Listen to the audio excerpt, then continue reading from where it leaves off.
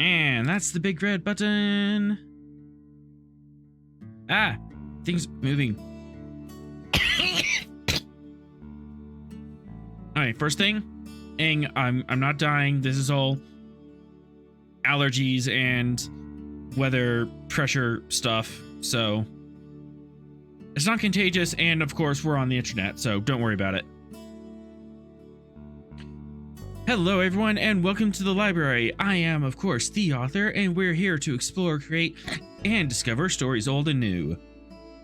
Tonight, we join the Gungnir, the Spear of the Shackleton, to play Star Trek Adventures, a TTRPG by our friends at Modifius. Every week, we continue our wild and wonderful adventure on the frontier era of the Federation. And yeah, since we started this new canon, there's been some interesting news reports coming from some of the other ships. And as the Gungnir era has pushed out to see the rest of the Shackleton, we've seen some interesting news come out. So we're going to be dealing with that.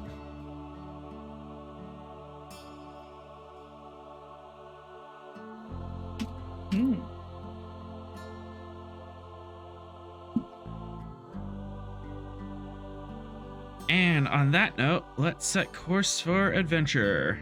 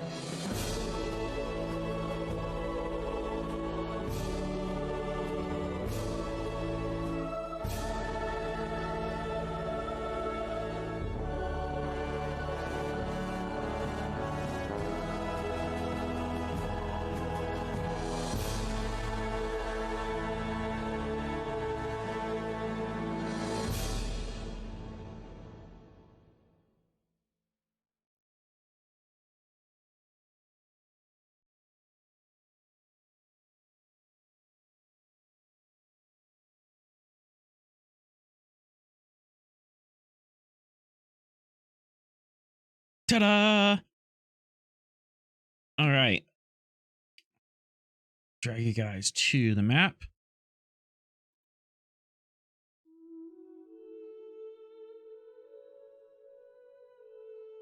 And let me get on the right layer. And just heard the song, so let's switch it up.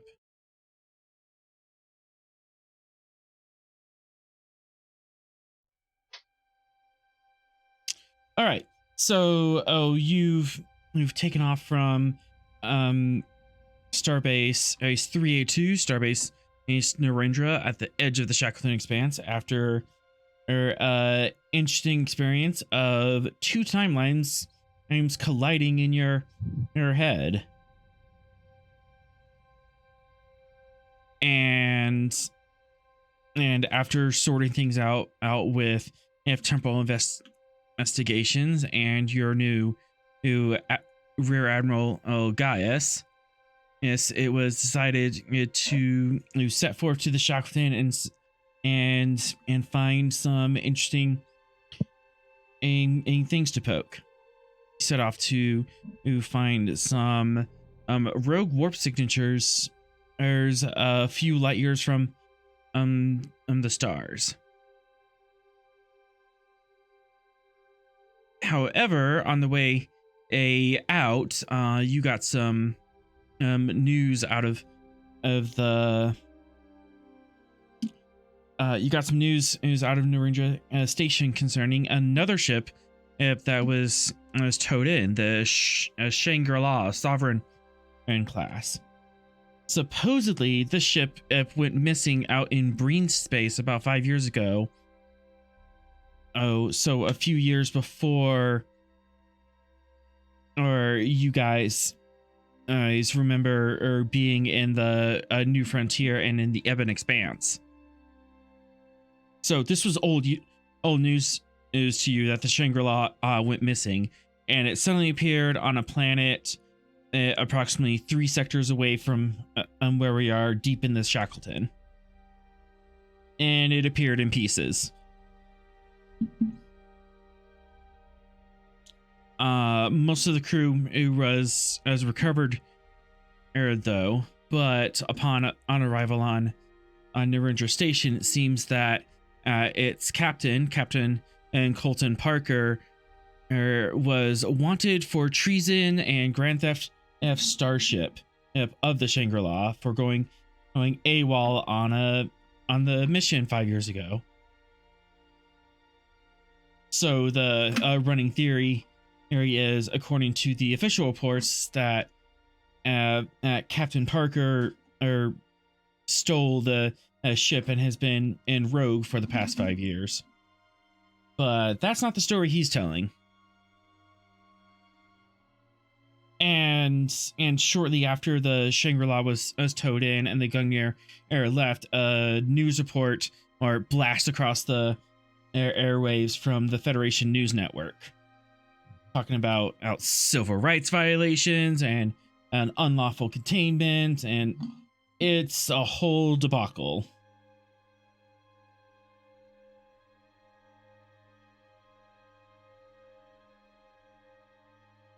So we're just on the ship as we're heading into this area of space then? Yep, you're just on the ship and you're just hearing this news coming from behind you. Yay. I want to check the intelligence report on that, since in the news report it listed that it was in intelligence custody. Yes.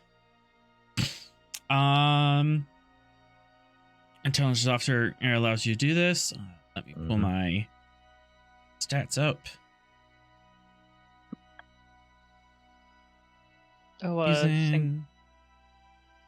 Yes? No, go ahead. Reason, security,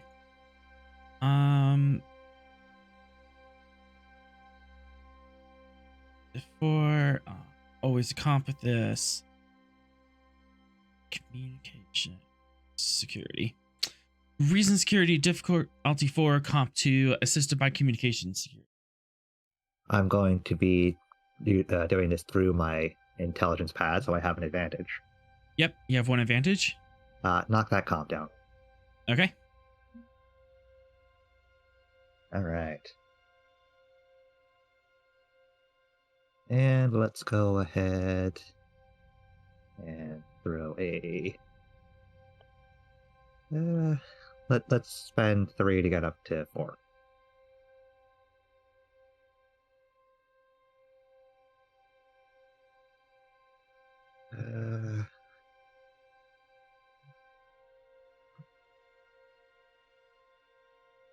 And I'm just requesting access to the intelligence reports at this point, so I don't think espionage as a focus is strictly helpful.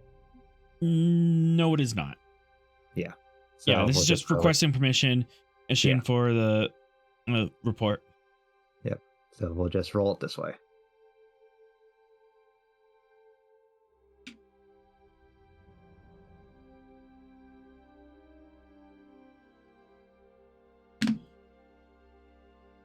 The report is laid bare before me. Yes, it is. All right, so that is 5, 6. So 2 momentum generated.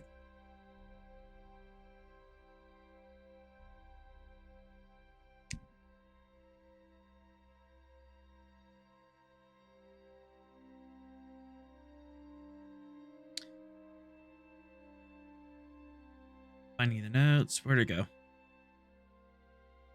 So many screens. So many screens, so little time. Yeah, and I added a screen to my setup because I'm a sadist.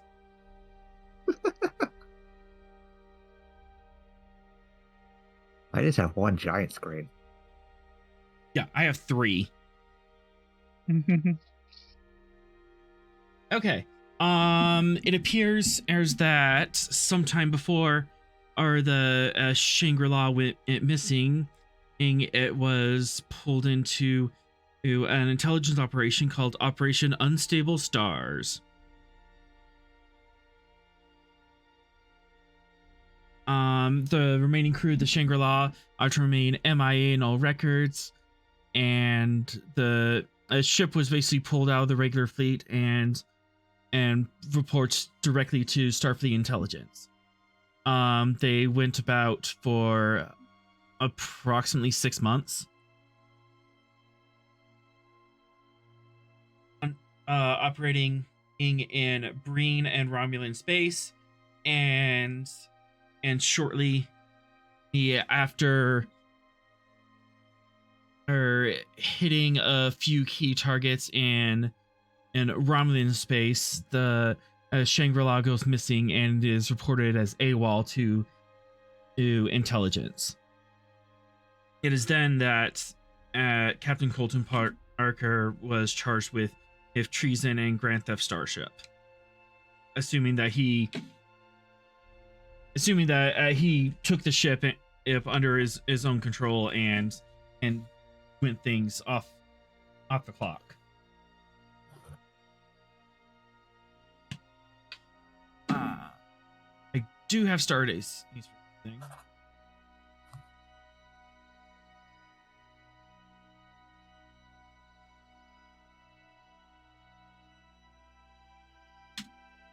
Approximately that time, Shangri-La was lost.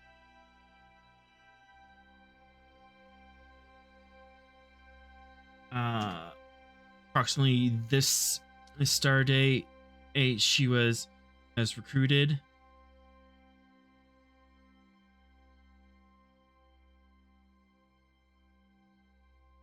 And then they went after a couple high-level targets within the Romulan Empire and the Romulan Republic. You see that there's tags for both sides of that.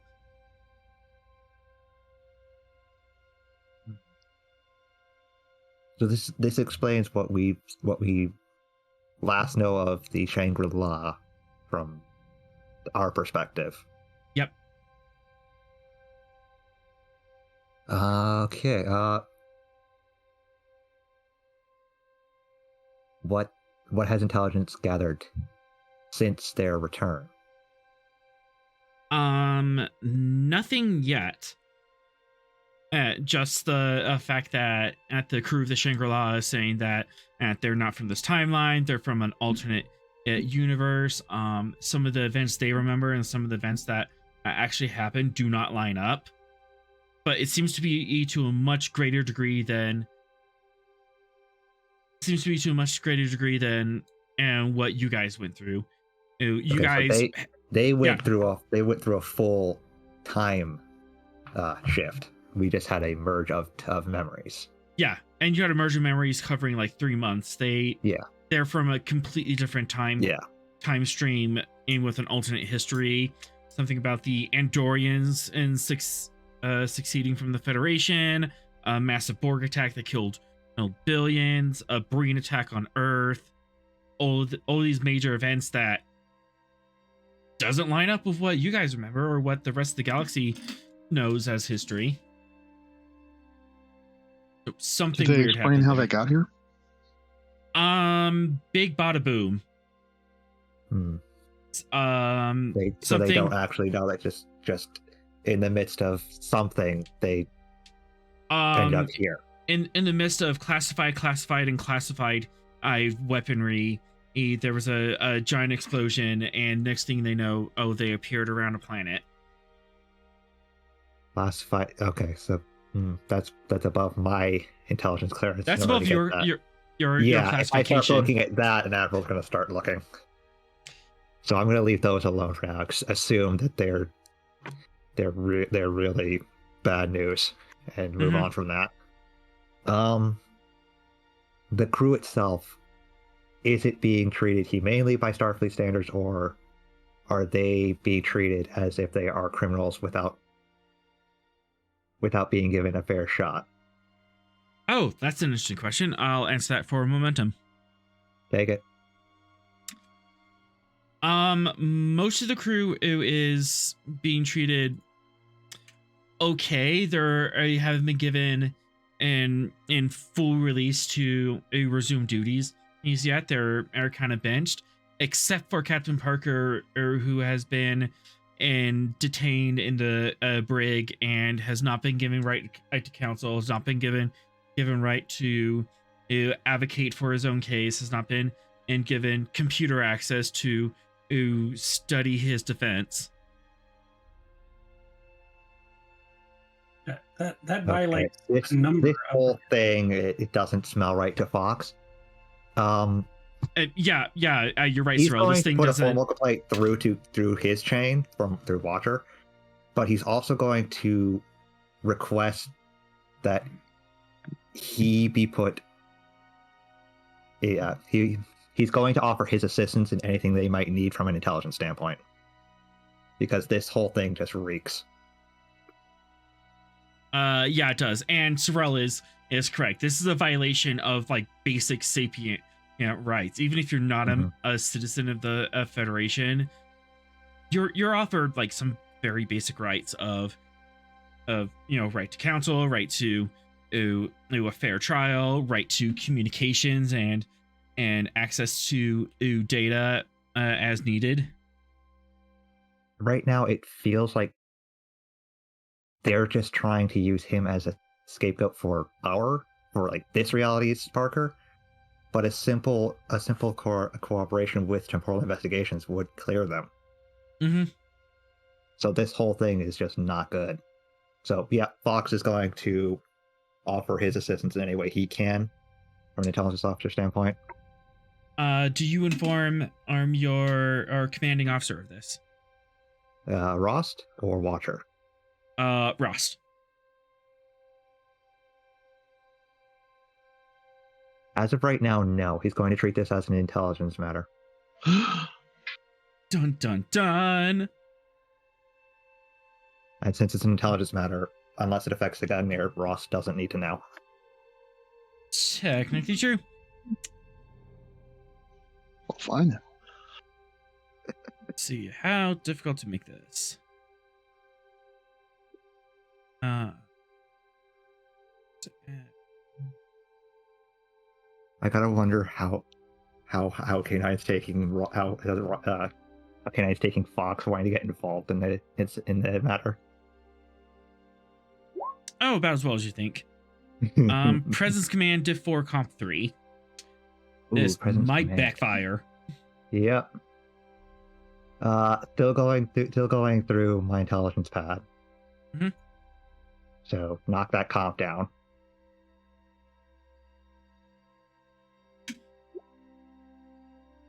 Oh boy. I'm using an early value. I defend those who can't fight. Right now, Parker can't fight. That is true.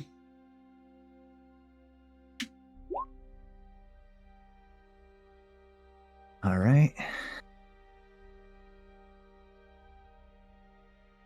No time like the present. Let's go ahead and take another threat. Be 2 threat because of the Yeah, determination take 2 spread. threat. Right, yeah. All right, let's go. Womp womp womp. what the hell?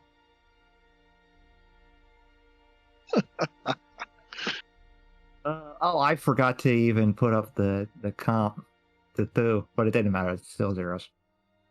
Yep, they're all zeros. Mm-hmm. I'm rolling at. You don't have enough momentum to quash that complication. You do have that. Oh no, it's command. Yeah, it's command. Reroll. That's why I went with the value. Fox usually remembers those. I'm the one that gets.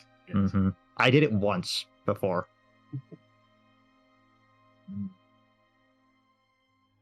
I don't feel good about letting this go, but I don't know what else I could do at the moment. Fish for a value? Fish for a chain? Yeah.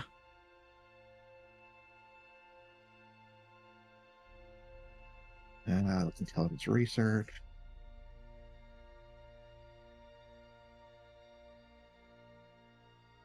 This will take me a bit longer because I don't have a spreadsheet like Sorrel does. Oh, Gungnir's on her twice. I'm silly.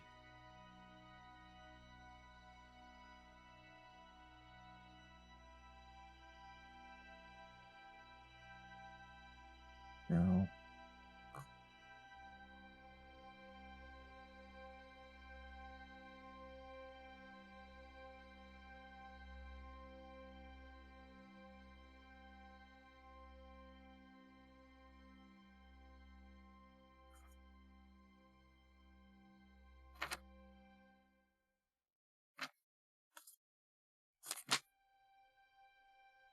It also doesn't help that my hands aren't working too right because of the cold. But flipping pages is a fun experience. Seeing if Noskins online doesn't really help me. Do you need me to hug you to help you warm up? I have poor circulation, so between the cold and just normal extremities being cold, it's a pain in the ass. And here I was trying to make a joke, and now you made it awkward. Those portable heating devices might help. They're the ones that fit in the pocket. Or, that plug into the wall next to you.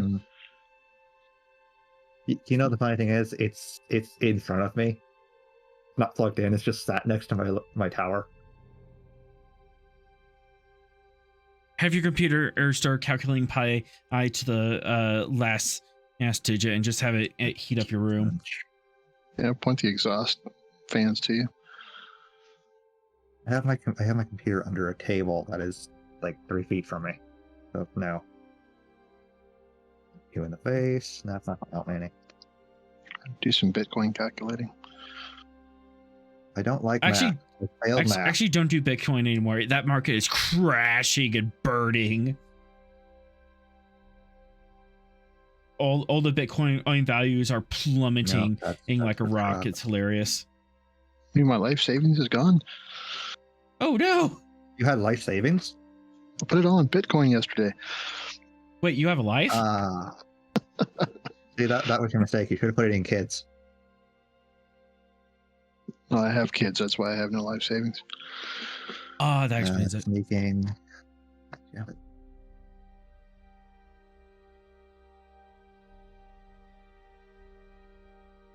What's the thing? I have to do kids as the Gungnir. How sad is that?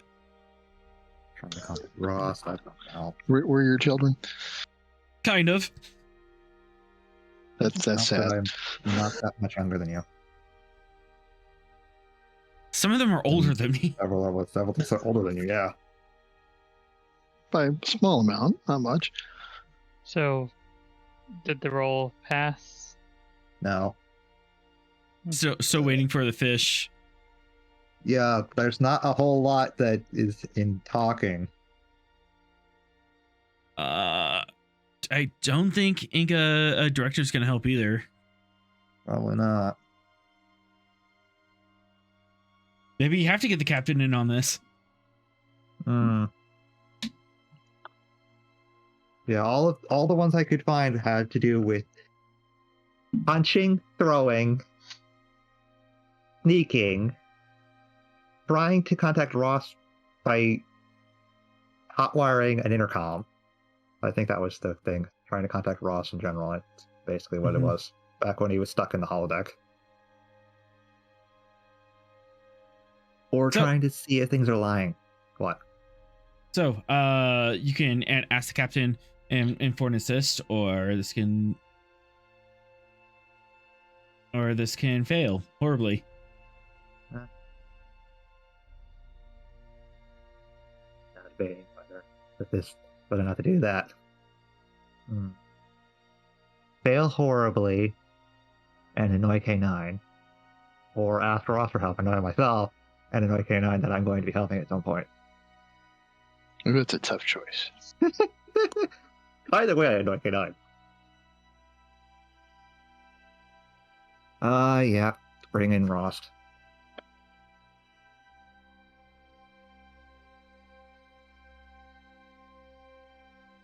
Ross, So what you're exactly made aware are of you this. asking?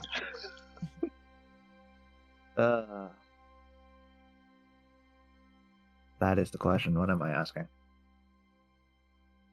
I don't even know.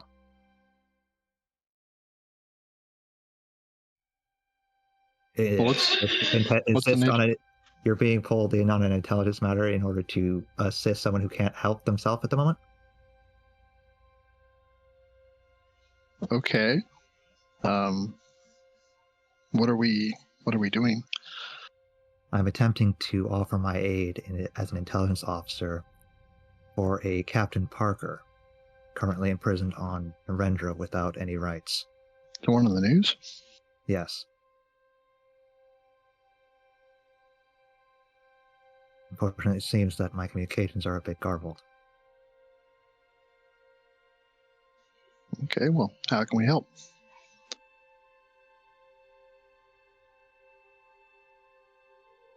I was just extending the olive branch at the moment.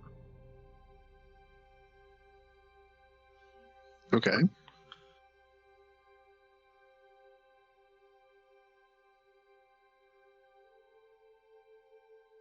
So, what are you asking as far as the complication goes, though? Hey, the player doesn't know. Do you need to use the main communication relay, or something like that? I guess that would work. We haven't really resolved the complication, so. Right. Mm-hmm. We're trying not to resolve the complication. Yeah. So if you want to give your determination to Fox on this. I see. Yes. And with that, you can also assist with your presence command if you want to throw your weight behind this request, and the Gungnir's communications command. All right, Fox, let's help the fellow captain out. Okay. So I've been given a determination? You have it. All right. So we're going to re-roll that. I can do an assist. Yes. Let's scoop the whole thing. Onwards and downwards, then. Man, the universe does not like this. Let's get one, Ross. Can I use a focus in Federation law and politics? Absolutely. It's starting to feel like my Warhammer game. Okay, we're crushing it. Gungnir can also assist. Don't worry, guys. I'll get the rest of you in here. This is what happens when Fox tries to do the talking. Don't worry, guys. I'll get the rest of you in a minute. What does Gungnir roll? Communications command. I have an idea of where Vera is at the moment. There we go. One momentum generated. Jesus. All right, so that's that all taken care of. The no-win scenario. Now I've gently nudged that into happening. Eventually.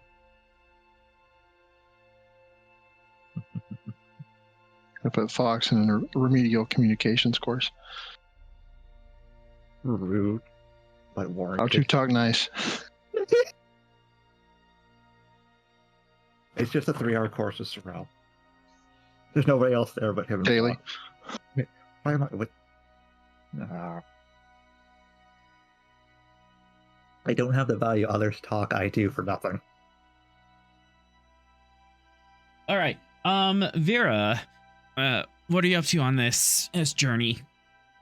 Vera kind of knocks on the door of Sinclair's office, actually.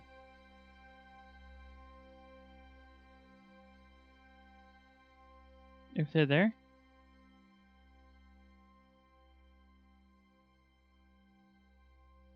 Sinclair? Yes. Vera's knocking on your office door.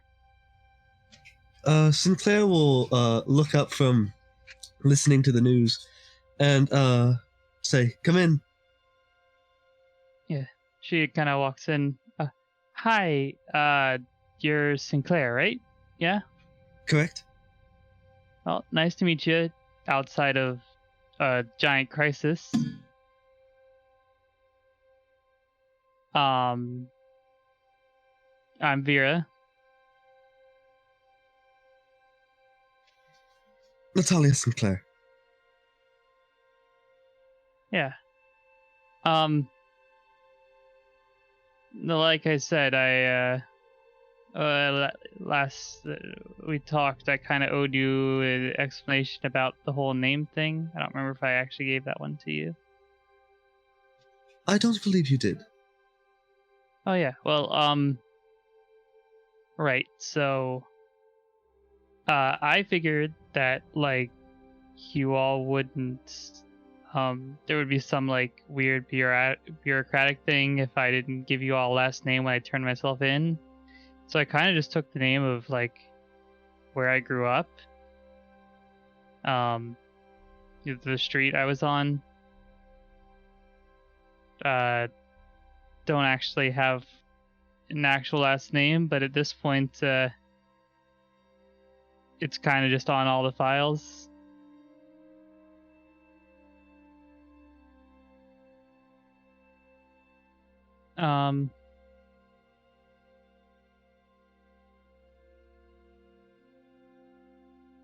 Yeah. I get that. You weren't used to how the Federation works. No, just rumors and stuff. I mean, the group I was with either avoided them or a second group kind of attacked them somewhat.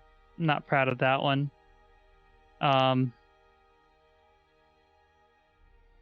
So I didn't really know much. Didn't really like step foot into much Federation space until I turned myself into you guys.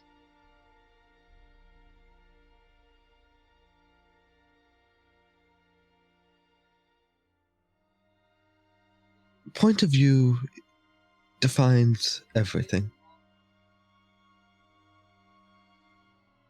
I guess that's true, yeah. But yeah. Honestly, I'm surprised that, like, nobody else has said it until now.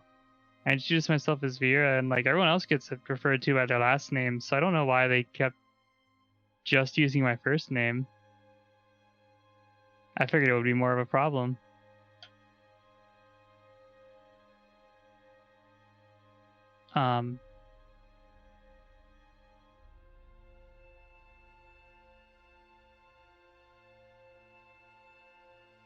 From what I've seen of the crew, they seem to be a very informal bunch, unless necessary.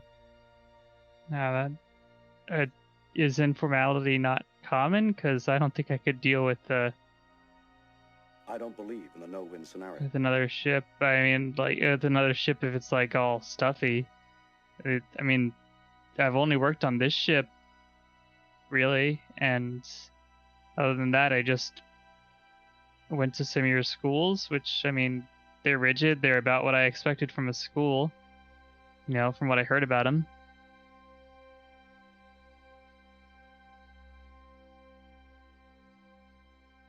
I'll put it this way. Not everyone in Starfleet is decent and embodies the values you would expect them to. Oh, so it's the same pool of crap in the end?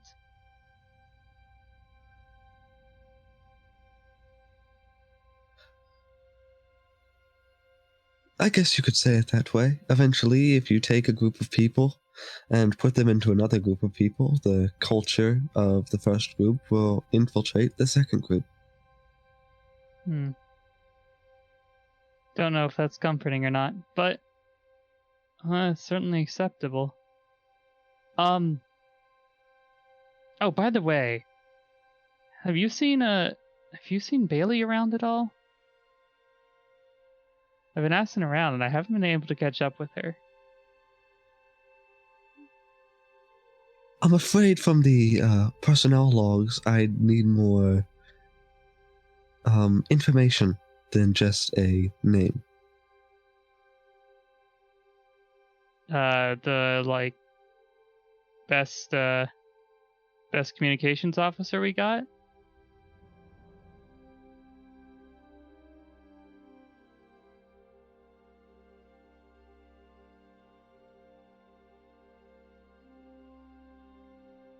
She's an ensign.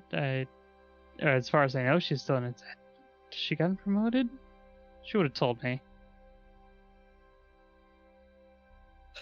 I've been busy settling in this week. I'm still getting used to the new ship. I haven't really had time to get to know the crew.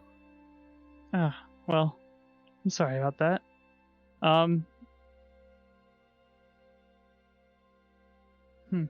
Well, I'm sure I could help out with that. I know a few of the crew. And, a lot of the people on the lower end of things.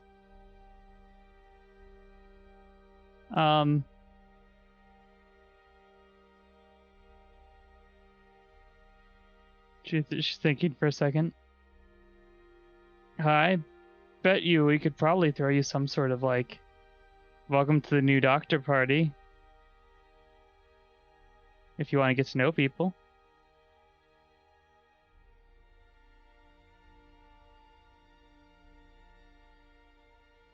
If you were to do that, it would have to be in sickbay at an anonymous time and date. That way, I wouldn't know about it. You want a surprise party? I mean, isn't everything better when you just don't know what's coming? I like you. I thought a lot of the doctors I had met from Starfleet had been all like, "Oh, be careful about this. Just do this this way all the time. No risk or anything." I've got no issues with taking risks, as long as I know I can back up the person who's taking risks and make sure they don't die. Well, if you're around us long enough, you'll get thrown into a lot of risks. But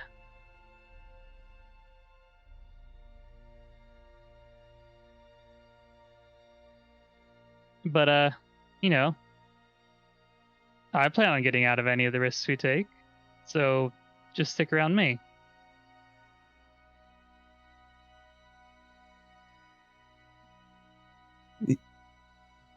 Yes, the con officer is normally a good person to stick around, unless the ship itself is exploding, and then not so much. Oh well, I mean, I'm not the type that just stays on the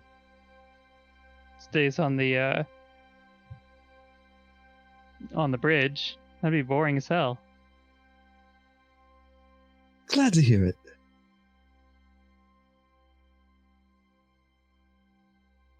Anyways, I'll note down that you prefer a surprise party, and I won't tell you if it happens. Tell me if what happens. She taps her nose.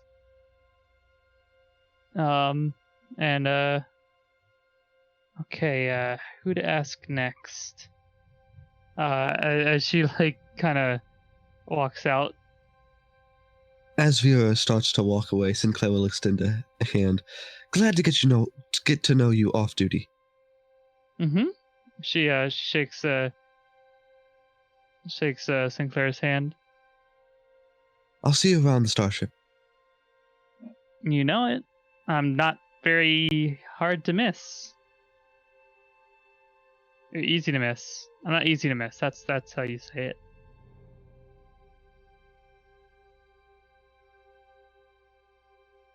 Human idioms. Yeah. All right, and then she's off to continue the search for Bailey.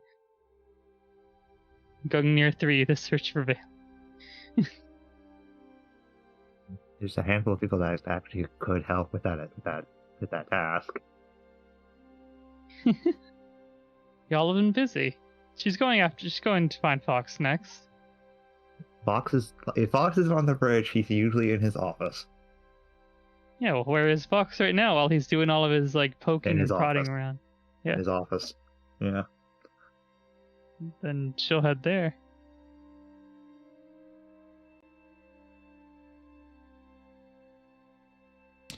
Yep, you find Fox in his office. What is Fox's office like? Spartan. Oh yes, do tell. Spartan. Spartan. No decorations at all. As opposed to The Athenian. hammer is on a shelf, which is on a shelf next to his desk.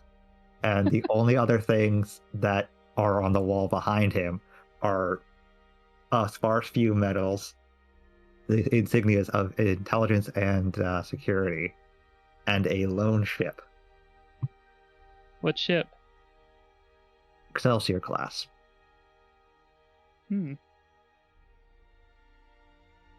Yeah, Miro will kind of like come around, like opening the door. Hey, Fox. Is there something I can help you with? Well, I mean, first of all, are you all rested up now? You're not like dying to sleep deprivation? Sleep deprivation, no. The headache from the merge, yes. That's still an issue. No, you're gonna have to get over that one too eventually. I plan on seeing the new doctor soon. That's probably good. And, you know, otherwise, if it's not something that's like medical, you know, that's technically part of what I'm here for now. But, so, couple things.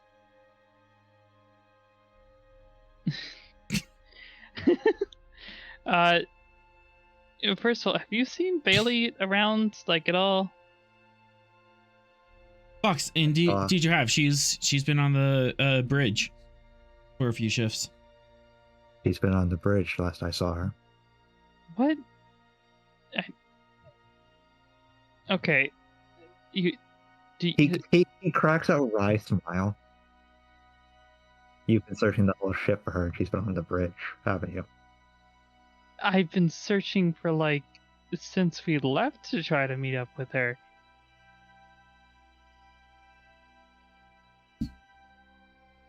Author, what shift has Bailey been on, Rito? She's been on beta shift. Ah, this would do it. He turns a pad around with the crew roster on it. She's no longer on Alpha. Why not? You'd have to ask her. I I'm have the roster, trying. but not the reasons. For my own reference here, is Bailey still an ensign in the Yes. in the 3 years? Okay. If anything, just because mechanically, yada yada. Yeah, that's fair. All right. Well, doesn't explain why I didn't see her like come in, because you know, like Alpha shift ends and then Beta shift, like.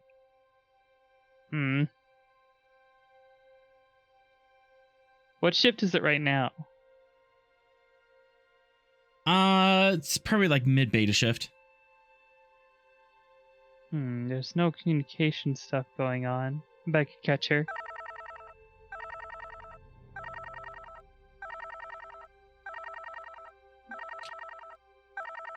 that a Oh, communication noise, or is that a Uh, no noise? That's an oh noise. Unusual sensor contact up ahead. Looks like we have an excuse to go to the bridge. Let's go. Also, you're helping with the surprise party. She runs off. He sits back at his desk. She hits. You hear a beep on the communicator. For the doctor. It's for the doctor.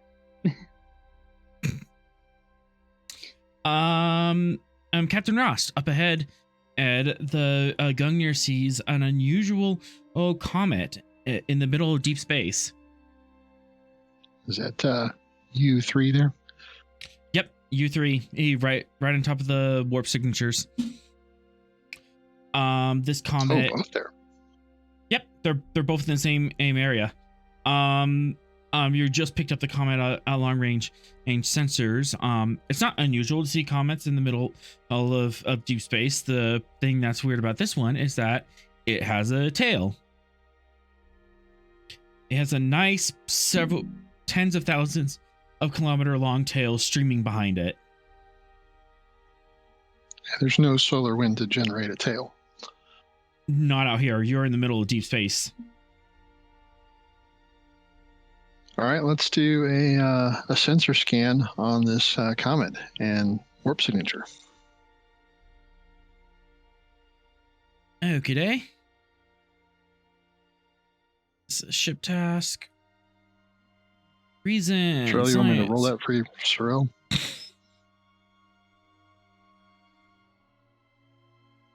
Let's see. We're just gonna get away and give me a little difficult because there is some electromagnetic interference coming from the Shackleton.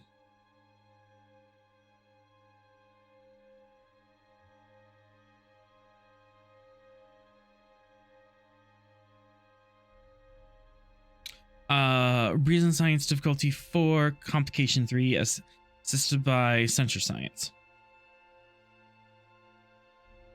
There's 3 momentum on the table, and you do have those advanced sensors. Would you like to bring down that difficulty? Yes, please. Actually, we'll bring down the complication. All right. Hey, Sorrel, is it okay if I roll this one for you? Oh, wait, never mind. The advanced sensors only bring down diff. Okay. Then Yeah, it's not advantage. It's just straight bring down his diff. Gotcha.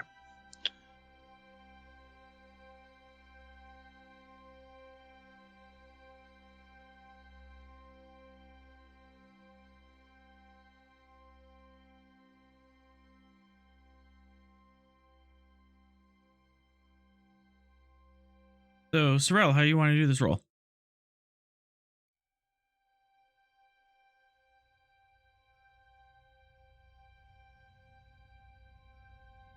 Sorry, say that again.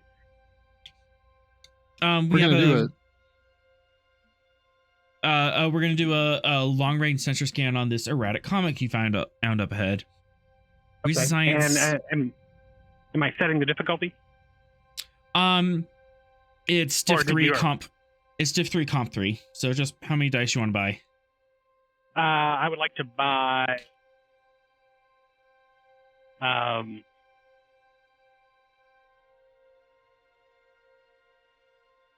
3 die. So just spin 1 threat. All right. Yep. 1 threat for a total of 3 dice.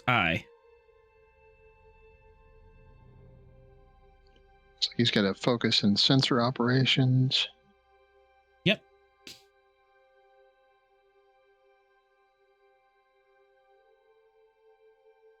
Okay, rolling that. Oh, nice. Good job, Sorrel.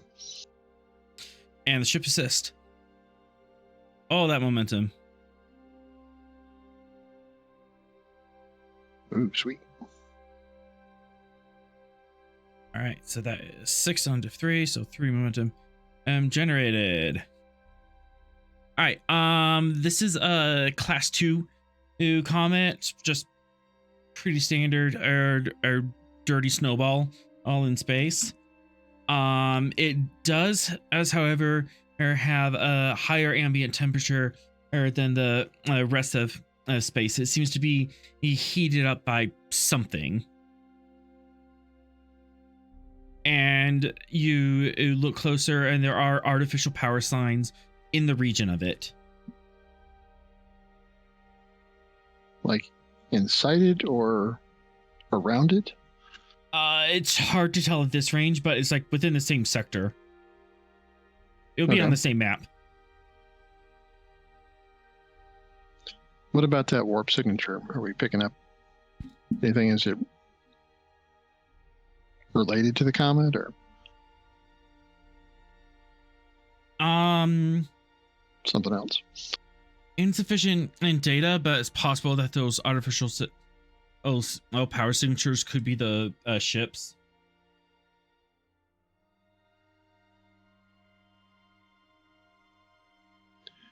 Okay, we're going to move in closer to investigate. Let's go to yellow alert. Shields up. Button. And button no work. There's a button.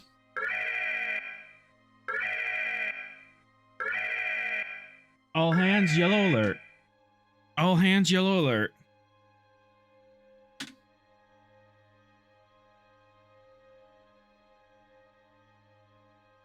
All right, Gungnir is brought up to yellow alert. All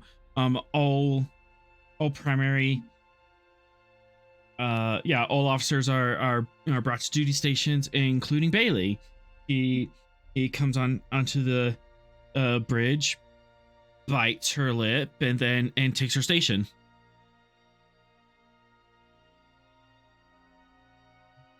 Is Vera at con?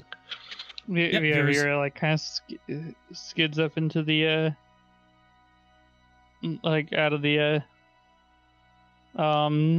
elevator. Bailey. Oh right, there's something happening. Whatever. Bailey. There you are. Hi.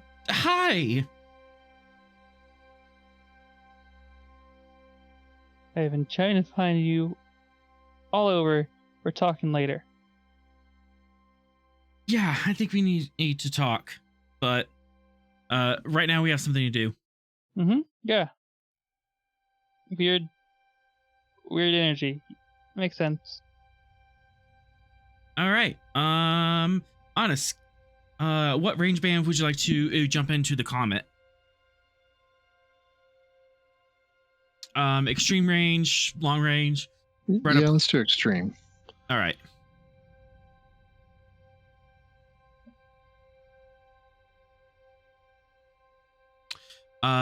Control con diff 3 assisted by engines con.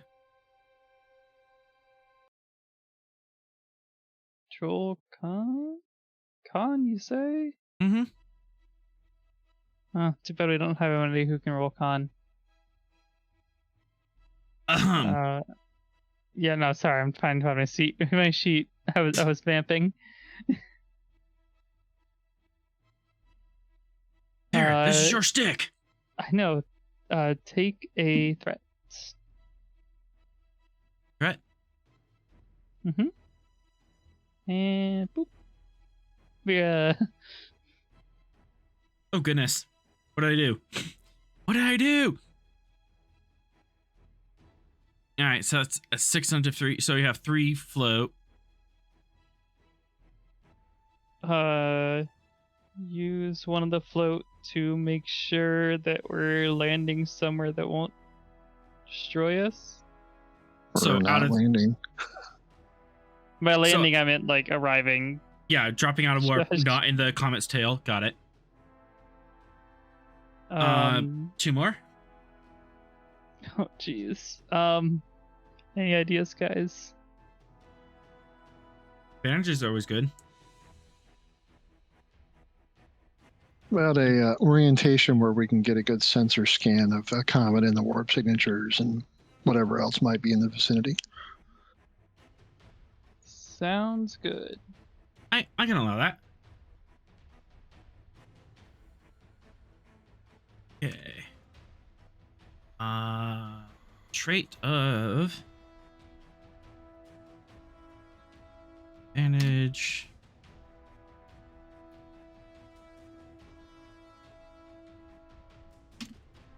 Comet. All right, trade to save.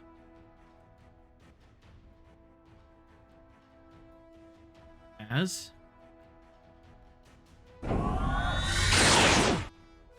jump to warp. All right. Let me make sure I get to the right map here. Yep, this is it.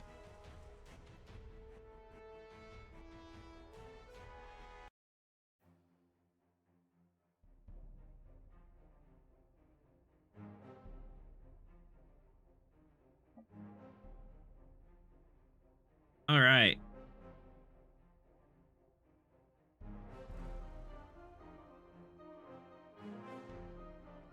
Gungnir, where are you dropping in at? You can get anywhere on the outside of the second ring. Ooh, pretty effect. Yeah, right about there. I think's good. All right. Yeah.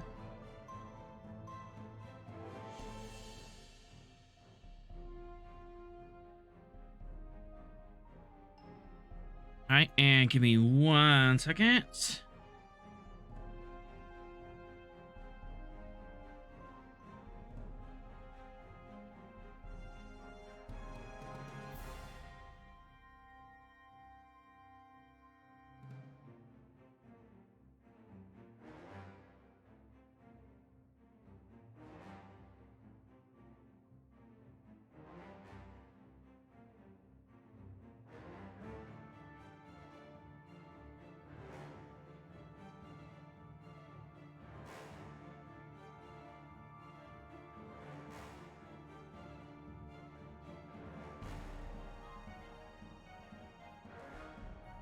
I really hope this isn't a Night of the Comet situation.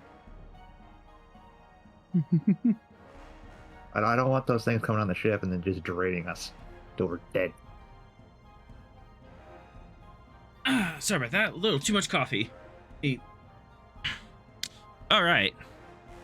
Scooch this here. All right. So you jump into the system. You can do a general sensor scan, but what you see on screen is the Comet, and you see 3 scale 2 vessels just kind of scattered around it. And what they appear to be doing is they are firing upon the Comet, and it is making the Comet outgas and jerk from one side to another, and they seem to be dive bombing in close to it. So that middle one is supposed to have an X over it? That middle one appears to be disabled. Okay. For more information, and you can do a general sensor scan for either 2 momentum, or you can make a diff 0 sensor scan roll. No, we'll give you the 2 momentum. All right.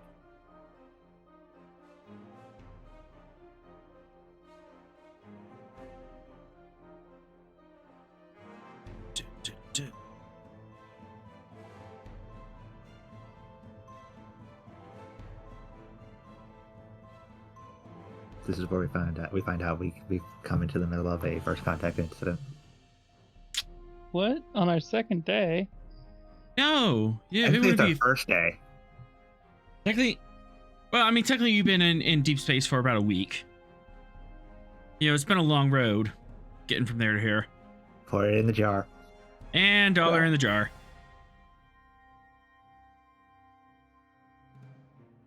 All right. You have the Comet at mass in front of you. Class 3 Comet at mass 5 times 10 to the 14th kilograms. It's about 10 kilometers across. So this is a comet the size of Denver flying through space. Like And Planet yes. Detroit. Yeah, this thing's beyond scale. It is just huge. These are scale 2 vessels. They do have matter antimatter drive and a warp drive. They appear to have primitive phaser systems, but they're not using them on Comet, and this one down here is disabled and adrift.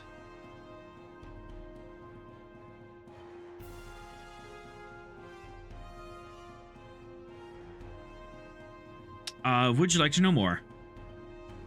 I would like to know more. Probably learn more about the comet as to why they're to let me know why they're firing on it.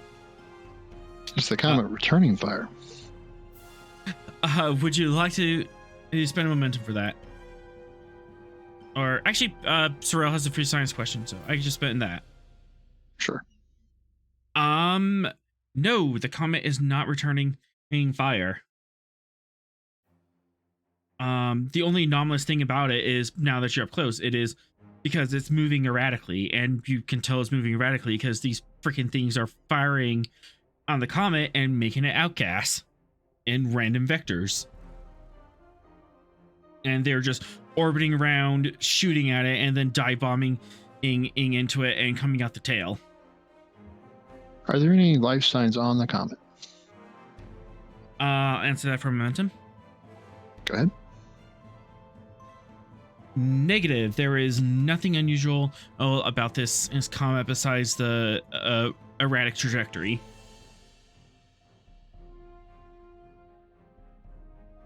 Okay. Bailey, hail one of those ships. Probably the nearest one. Hi, sir. Can use crew support to activate Bailey. Activator.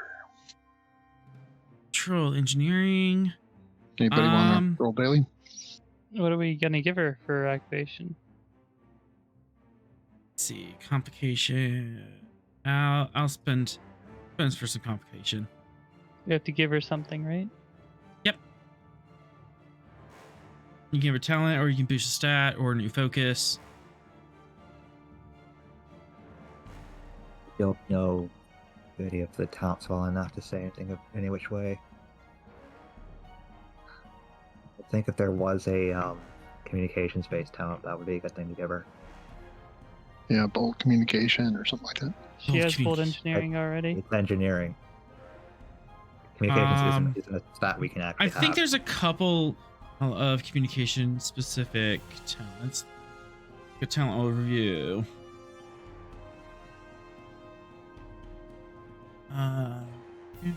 Bargain maybe.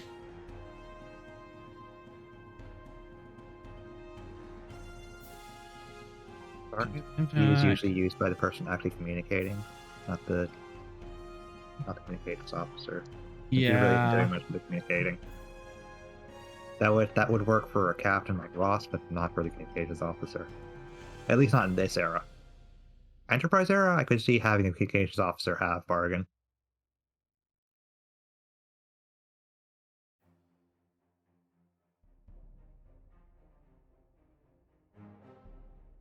I thought there was one with language.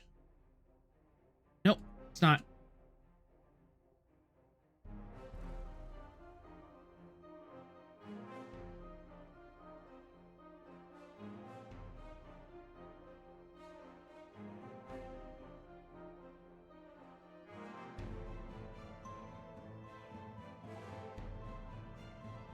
Maybe bump up control or reason.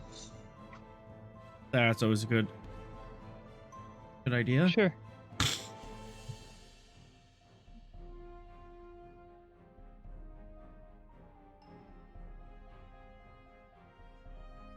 All right.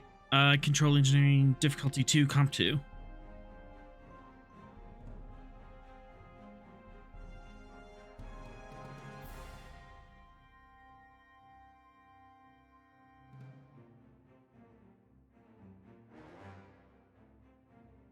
Who's taking Bailey?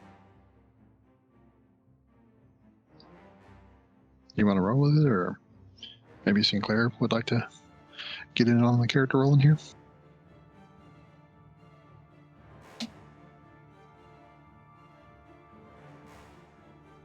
Sinclair, go ahead and pull up Bailey's sheet.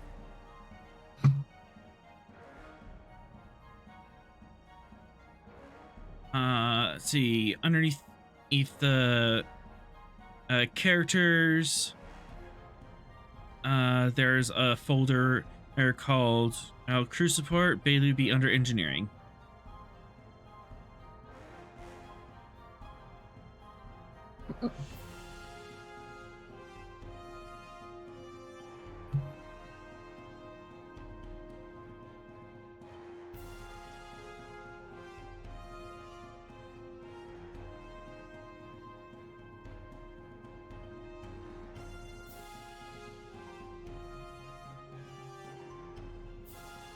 Then Claire, Yes.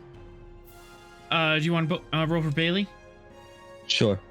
Yep, she's rolling in Control Engineering Diff 2 Comp 2. We just boosted her control by 1. And assisted by Communications Engineering.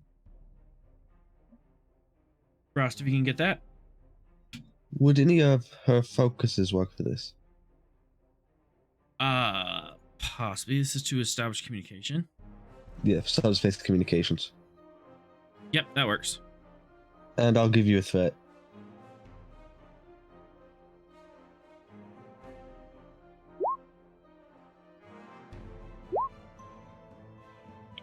Wow.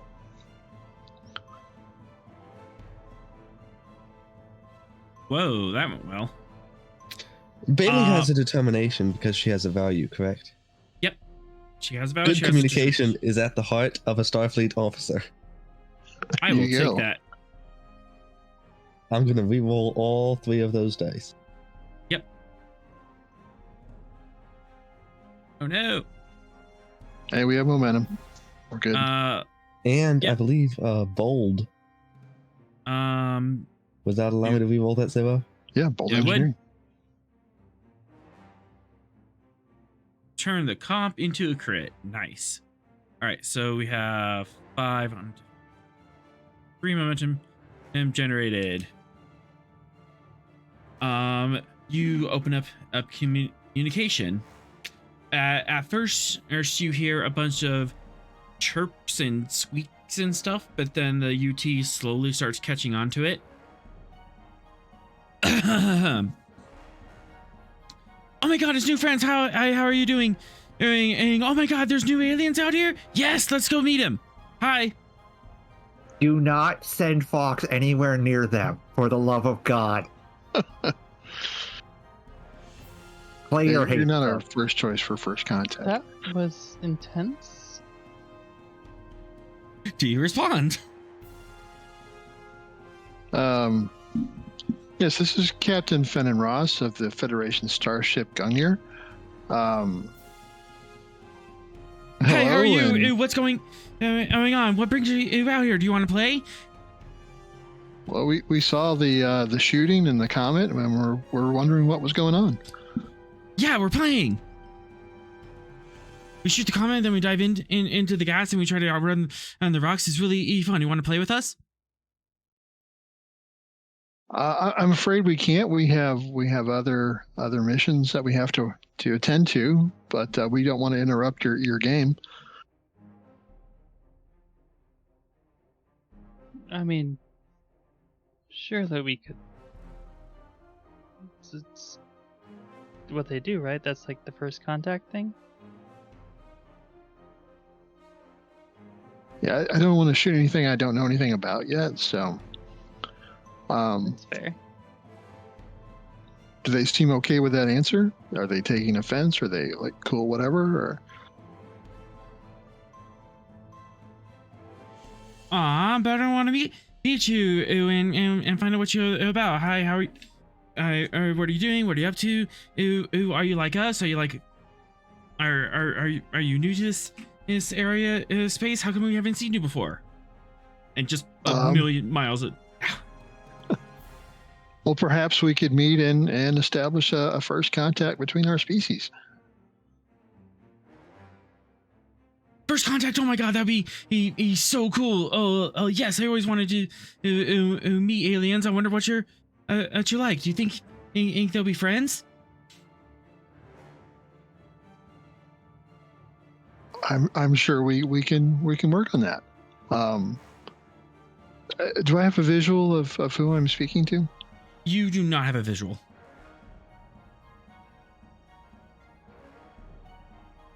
If we scan their ship, what are we picking up as far? I mean, we already have the basics earlier, but how many people or beings are on this thing? Any unusual?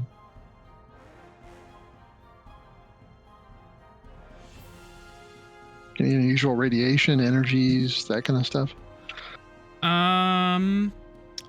You're talking about that when all of a sudden... Oops, where'd it go?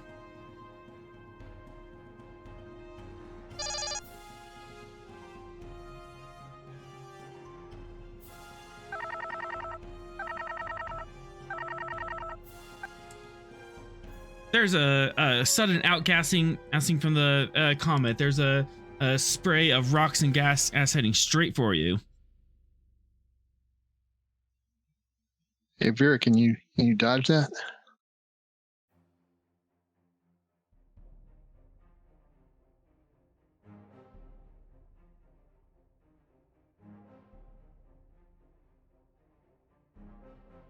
Darren Con, Diff 4, or Comp 2, assisted by Engines Con.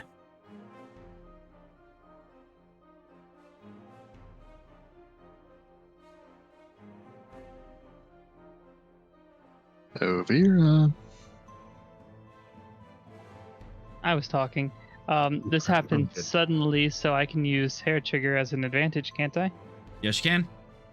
All right, let's do that. Lower the difficulty. Okay. Take a threat.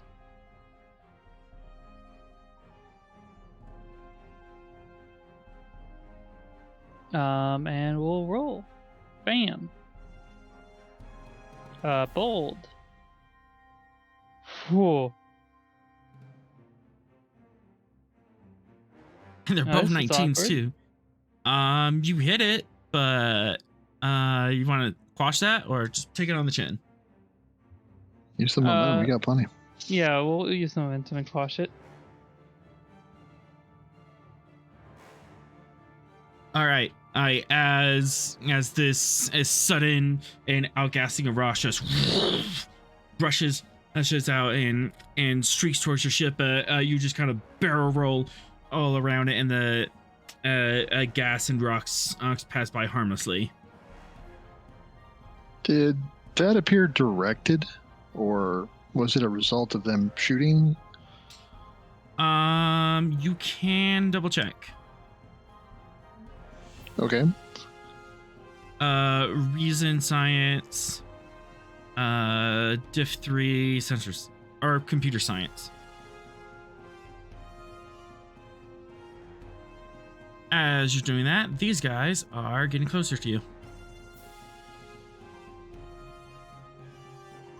So you guys are yellow alert, and you're at 0 level.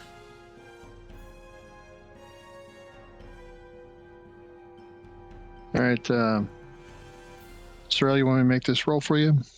Reason, science, Diff 3.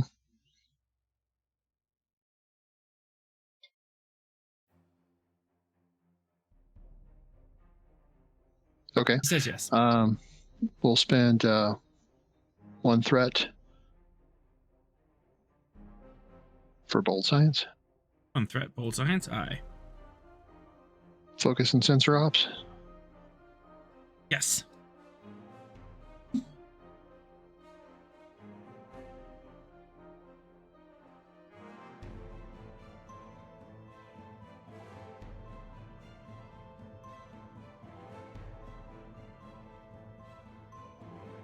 All right, for 2 momentum am gained. It appears to be the random. However, there is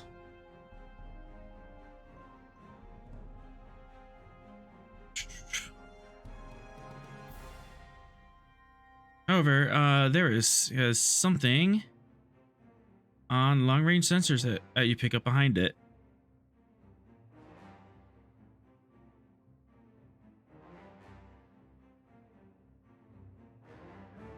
It's a Doom Pizza! Who ordered the Doom pizza? Doom pizza on long range sensors? That's scary. On long range sensors, you are picking up a gravimetric wave coming from the Shackleton Expanse.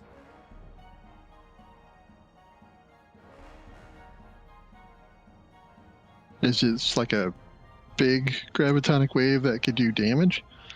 Yarp. It's a class 3 graviton wave.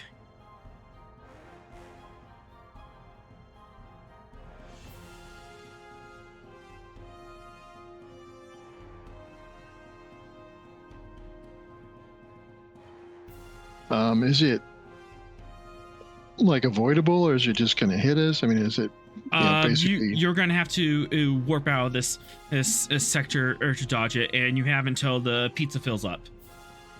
And these shuttles, yeah, you're not sure.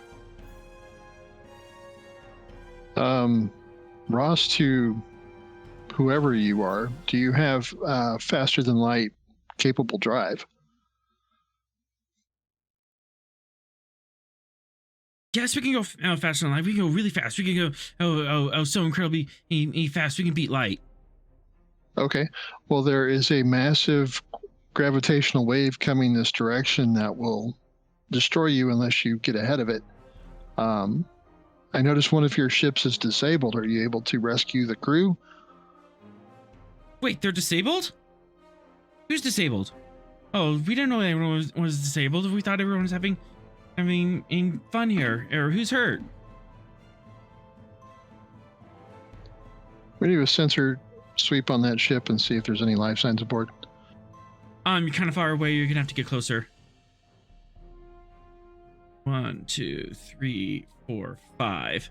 Yeah, you're 5 zones away, so this could be like a diff 6 check to scan them from this range. Vera, can you bring us in maximum impulse?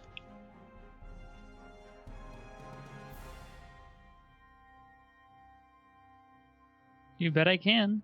I mean, do you even have to ask? It's always polite.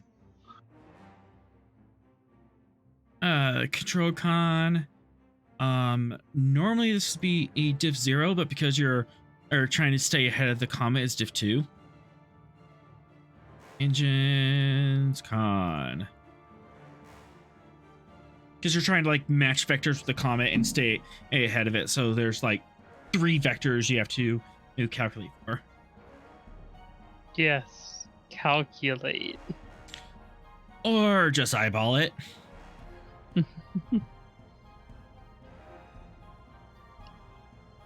Go ahead and take a threat. Okay. And bam.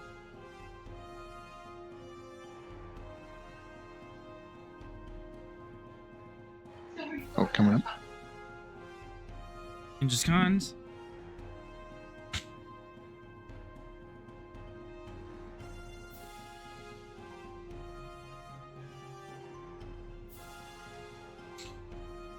Sure, just get all the momentum. I see All how it that is. momentum we can't do anything with, really. The dice are fickle. Yep. You can and cross that at distance. So something I'm trying out, but I actually added a Z-axis to the game. So, you see this little -1 down here? That means it's 1 zone below baseline, below the 0 axis. And it can go 2 zones below, and then you have the 0 axis, and then you can have 2 zones above. And it just counts the same for each range band. And the Comet's taking up the whole space around it, I imagine. The Comet's taking up the whole space around it. Do. So you can get in here and get within medium range. You have all that float.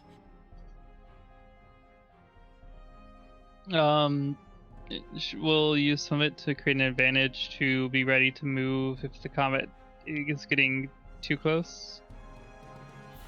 And the gravitational wave.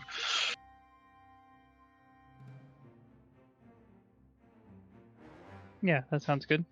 Just using it to, like, keep on Vera's being ready at any moment. Can we scan them now? Yes, you can. Life Reason science forms? diffs. Reason science diff 1.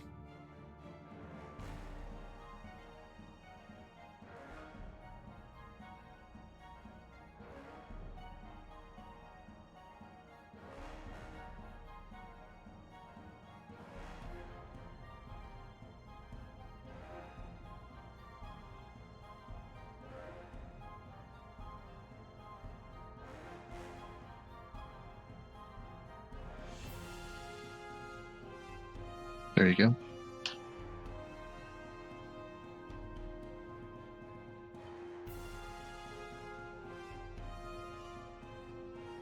Okay, so you have 1 float. There are this shuttle has 2 breaches is on it, and it has 2 life signs. It's very faint. So they appear to be injured. Yeah. Are there any shields? There are no shields, but it is tumbling into the comet. It has lost propulsion and is slowly falling into it. Okay, let's get a transporter lock on those life signs and beam them to sickbay. Lieutenant Fox, could you have a security team report to sickbay? Aye, sir. Fox takes 2 security officers with him to sick bay.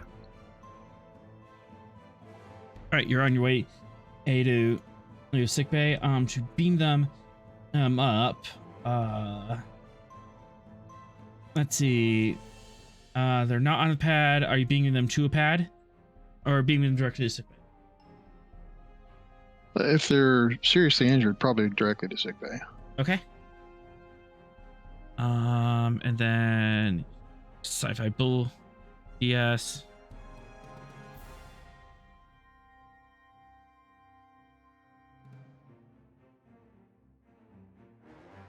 And paging Dr. Sinclair, we're about to send you 2 new patients. I'll report to sickbay immediately, Captain. All right. You do have 1 float on that and sensor scan.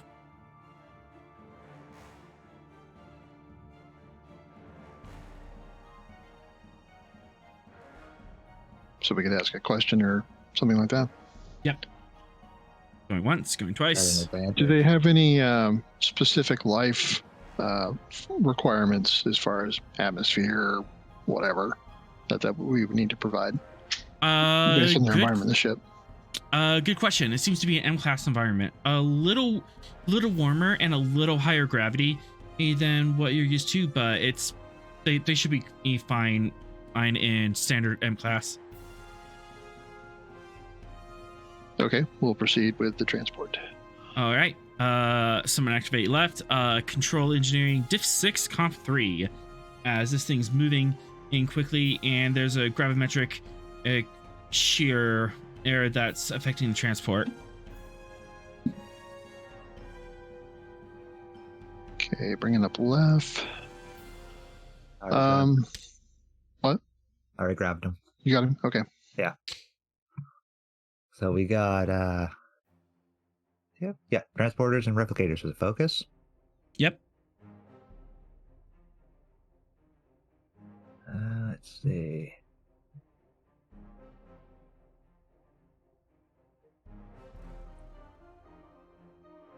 A lot of things.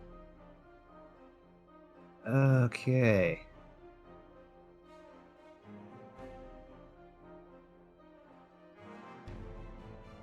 That is a comp 3 roll. Oh boy.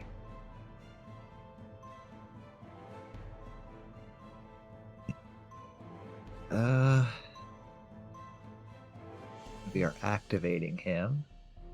So let's see.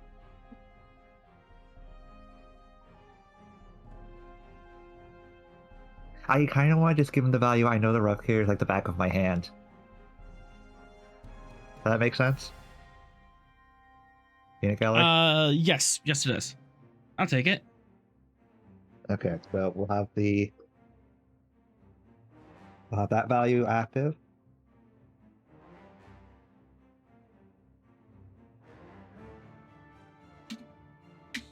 All right, got one free hit or one free crit. All right.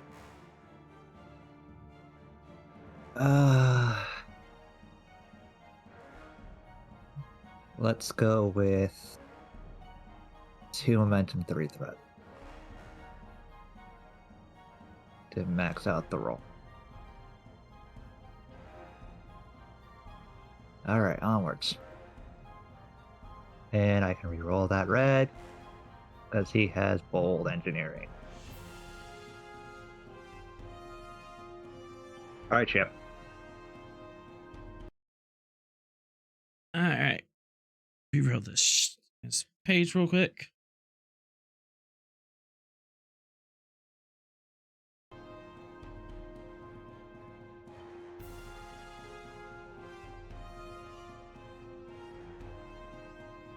All right, so 4, 5, 6, 7, 8. 2 momentum generated as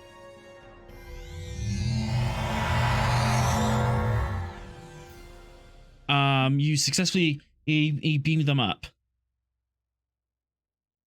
as the ship slowly starts degrading orbit into the comet. 2, 3, 4. You do have 1 float. What would you like to use that for? How fast and how far do we need to go to get ahead of this gravitational wave? And was it just dissipate or? It's going warp. It's going a significant warp factor, or at least warp 4. But if you go warp 5, you should outrun it, and then it'll just dissipate after a while. Okay.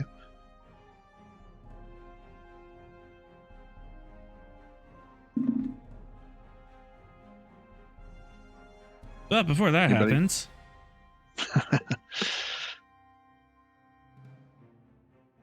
I get to go deal with the ADHD puppy aliens. probably fitness engineering diff 4 from everyone. Oh, goody. Darrell's favorite. Fitness plus anything but science.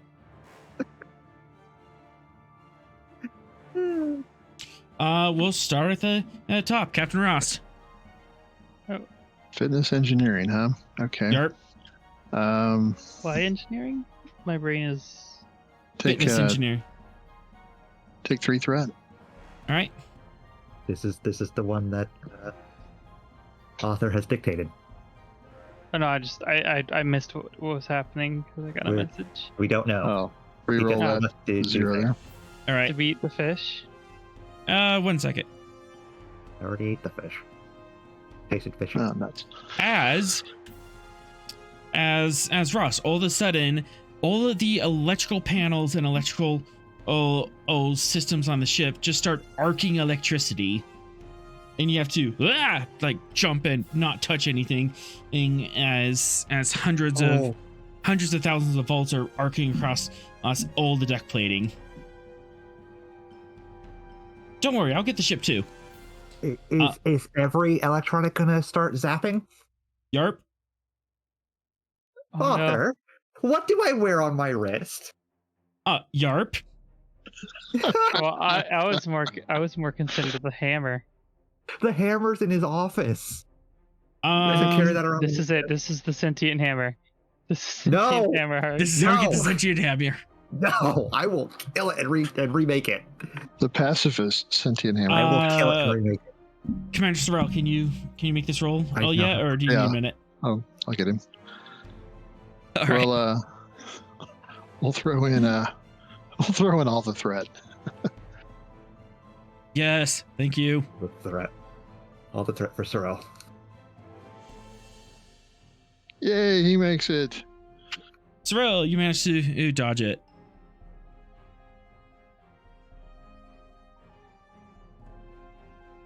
Sorrel, you managed to evade a fitness roll. Good job. Ross, you take 1 stress. And it's from missing it. Okay. Fox, you're next. Yeah. You can have +2 complication because of the So is bracer. Is that A2 or a 3?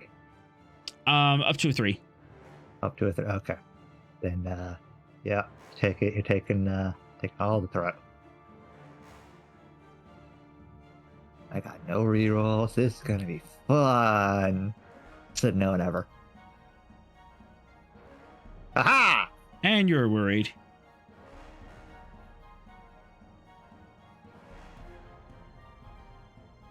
All right. Dr. Sinclair. Fitness Would engineering? survival work as a focus here? Yes, it would. Not going to do much for me because I've got a 1 engineering, but It's always good to check. 3 momentum, 3 threat. I need to get rid of one of these. So 2. And it did it again.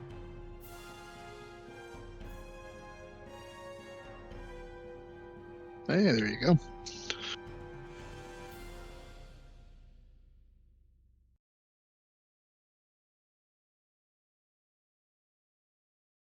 Sorry, the token gets stuck on the screen. I have to reload all of Roll20 to get rid of it.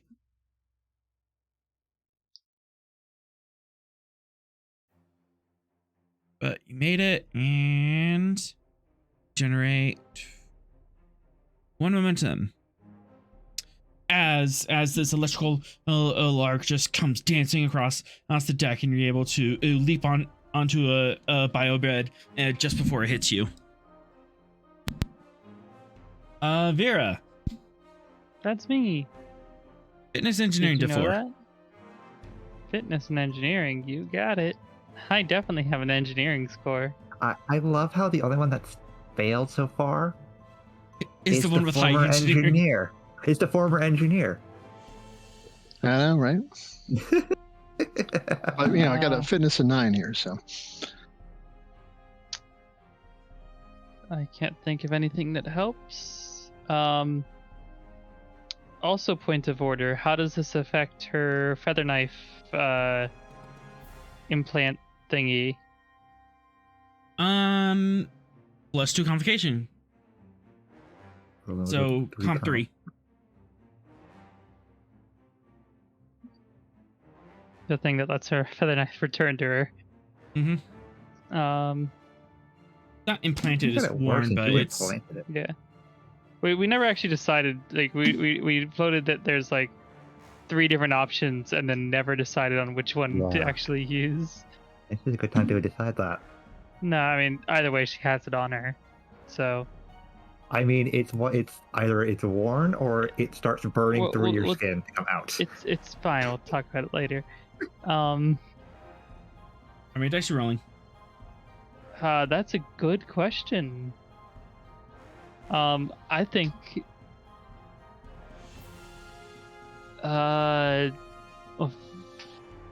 first of all, focused innovation.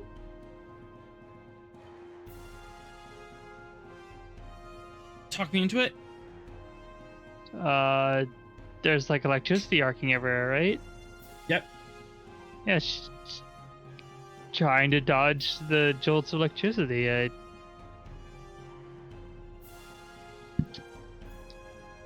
mean, that seems pretty simple to me. Just don't get hit. That's not really innovated. Sorry. Is that supposed to be how the focuses work? Unless you can think of an innovative way to dodge electricity.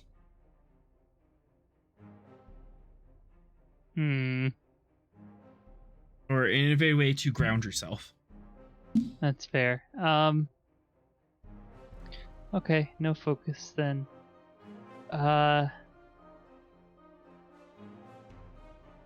What's the difficulty? 4? Okay, we'll use 3 momentum.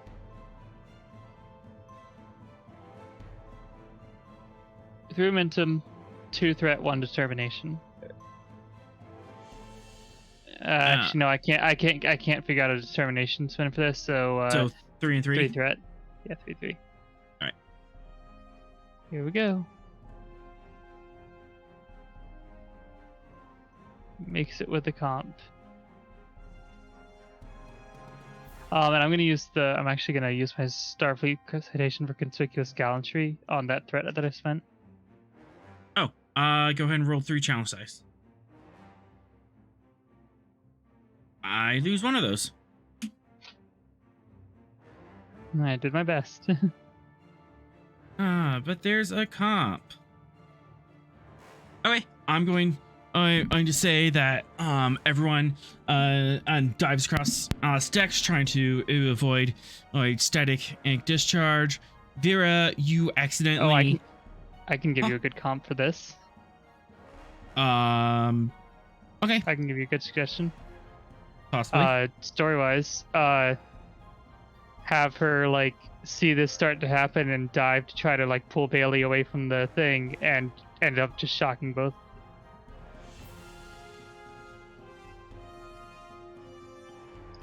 Okay. We can put this into the story. There you go. And with that comp, let's go. Ruh-roh. Both Bailey and Vera are looking at an injury.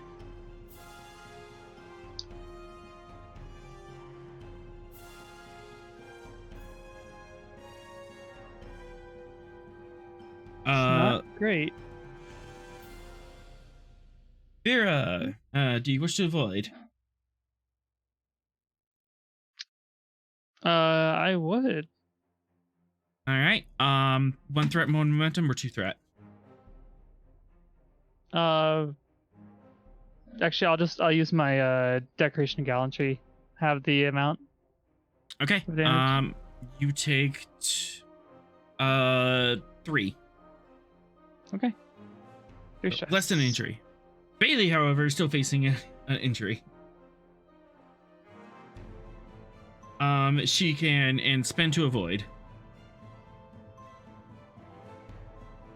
That's up to Sinclair.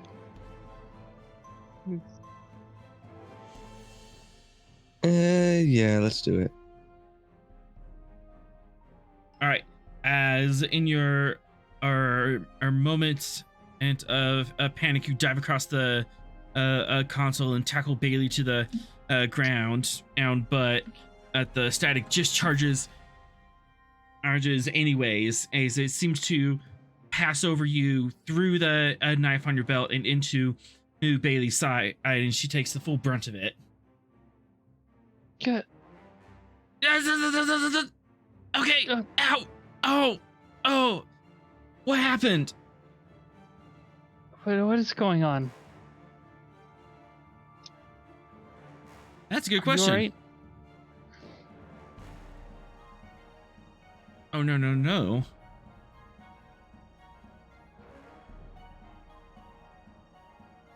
What? All right. That's better. As the shockwave gets closer.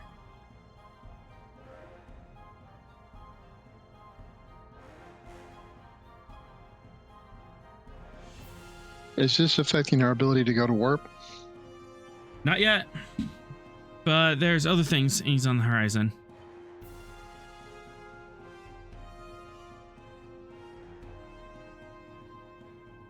As it appears that at static discharge,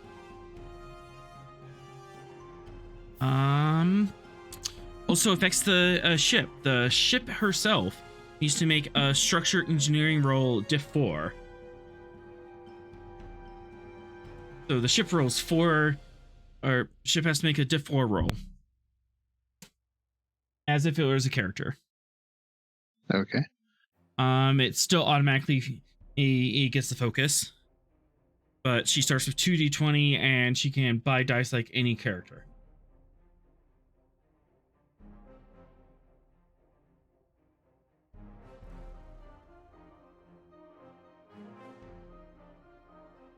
All right, we're going to spend all the threat because this is our ship. And I don't see any talents that are going to help specifically. All right. Talents or traits. Traits are always helpful.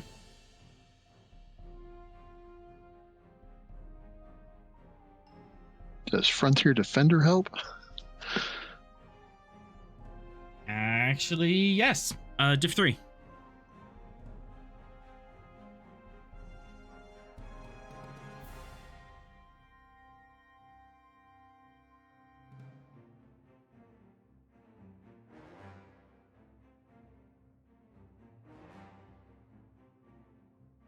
Oh no, you see about it costs. All right. Yeah, we'll succeed at cost.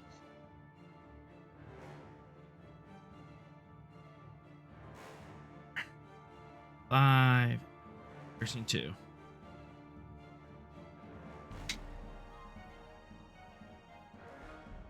right, so 13 in damage minus the,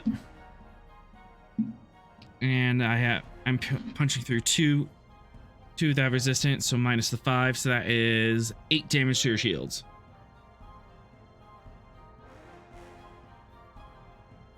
As electricity just arcs everywhere across the ship. Your engines take 1 breach.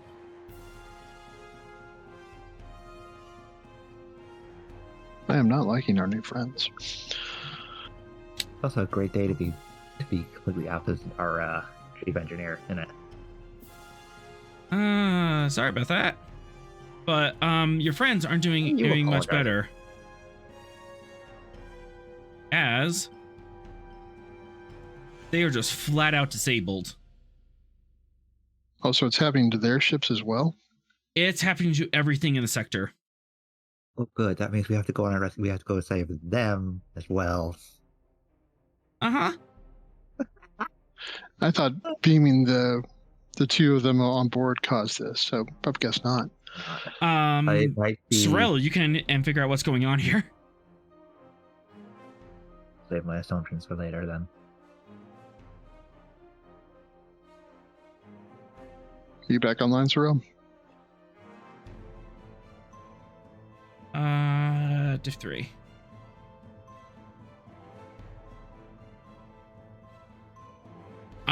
Reason Science Diff 3. Assisted by Sensor Science. That brings down Diff. I'll spend and just keep that up. Frost, roll for him.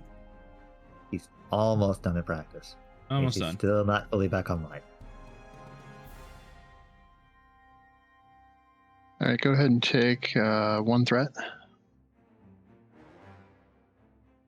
With sensor ops as focus help. Yes. Won't just be a combination Oh, of the sweet. comet and the wave that's coming at us. Coming up with the ship. She came up with 6 already. 7 on a 3. All right, 4 momentum generated. All right. So, one of the fun things about the Shackleton Expanse is that it has as class 2 electromagnetic eddies. This was a random discharge of the Expanse. Random. Uh-huh. Right. Uh-huh. It's a lot more powerful than it's stated, but We're gonna need to remodulate the shields to defend against this.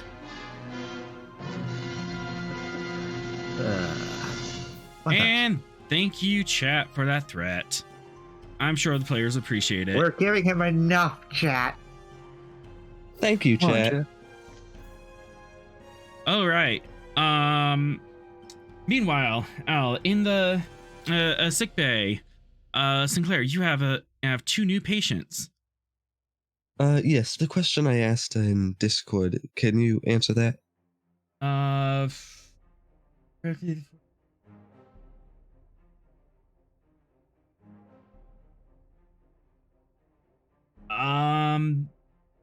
Permeable force field. You can program that. Certainly. Okay, where's my token? It'd have to be set up in the moment. Yep. Unless we have So, you have to spend a turn setting this up. But you find 2 of these little guys. Oh my god, they're squirrels. They're 4 foot tall, all squirrels with colorful hair patterns all over them. And they seem to have a membrane going from the ankle alongside their body up to the wrist. They're not just any squirrels, they're flying squirrels. Oh god. Luckily, these are the ones that were hurt with fading life sign. Yes, both of them are hurt. One of them has a pretty bad gash on its head. The other one, and it has a piece of debris from its ship coming up through the bottom right side of its torso and sticking out of its upper left shoulder.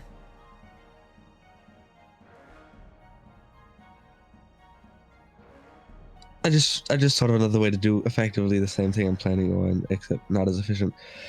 Sinclair says, computer, restrict door access to Starfleet personnel only, and then she will head over to the flying squirrels.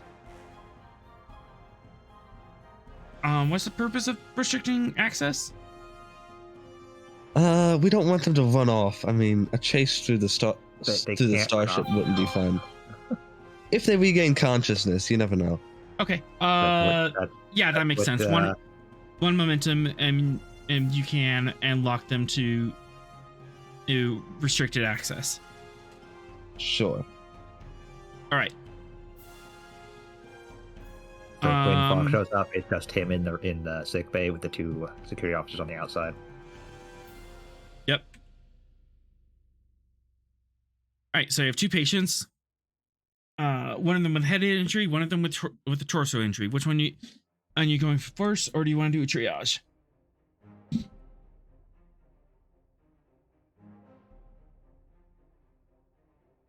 I'm gonna try and see which one's worse. All right, so triage roll.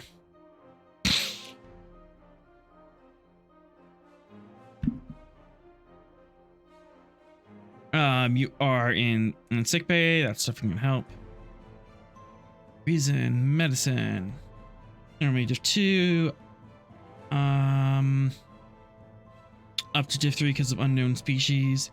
They are mammalian, so I'm not gonna knock them up for highly unusual biology. Sick base gonna knock that down to a diff 2 because you have all the sensors and scanners and stuff. Take a threat. All right.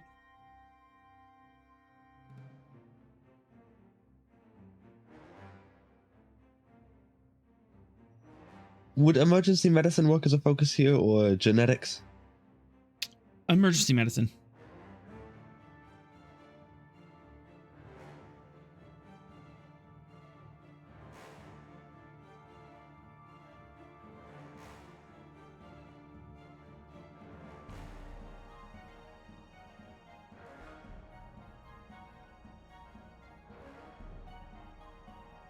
All right, and the ship.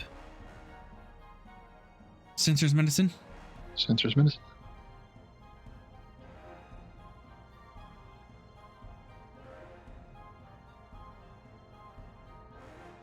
All right, 2 momentum and gained.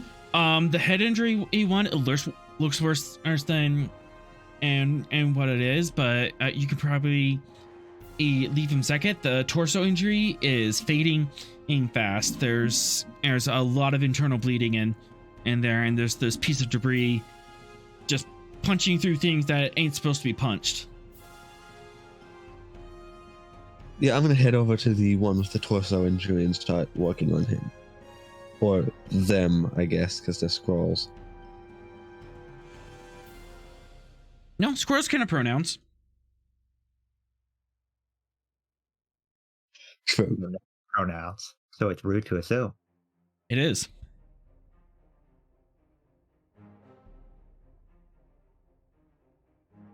It's a bit much to do with an extended task. All right. It's gonna be a gated task. What's the first thing you are going to do? What's the first step in healing this person? Trying to stop the bleeding without removing the object currently, because if I were to remove the object, I'd just amplify it.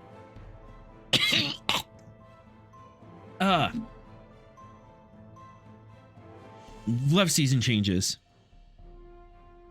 All right. You do have a nursing.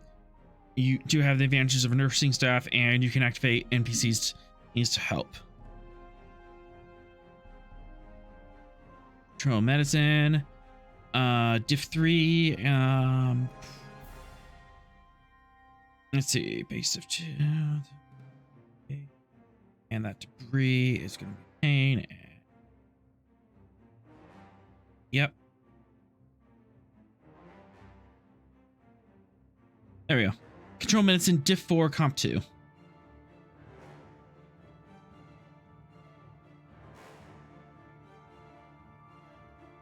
Genetics is a focus. How so? I'm working with an unusual genetic structure. He's a squirrel. So figuring out their baseline. More looking for something like biology or xenobiology. Don't have that. I'll take genetics that increase comp. You know what? Sure, and take a threat and 2 momentum. All right.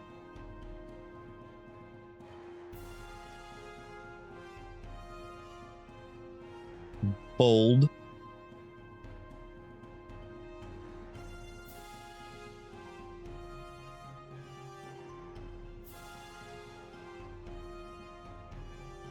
Wow. All right. And that's a complication from the ship. That is. All right. So we have 4. You do have 2 extra. Would you like to squash? Yeah. All right. You are able to set up a specific clotting in field along the edge of the piece of debris and stop the bleeding around and the debris and keep it sutured. Hear it up. It's a temporary fix, but it's a fix for now. Now you can do something more permanent once this thing's out of him. Meanwhile, back on the bridge,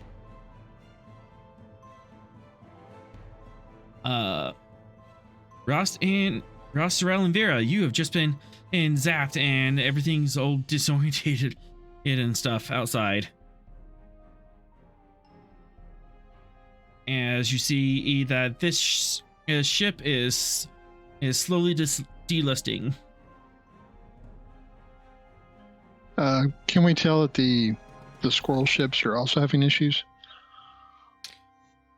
Yeah, you can just see out the window that they are disabled and are delisting into the Comet.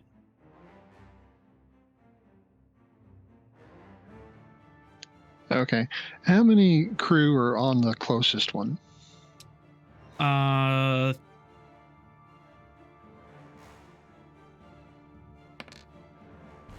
many. 2. 2. Okay.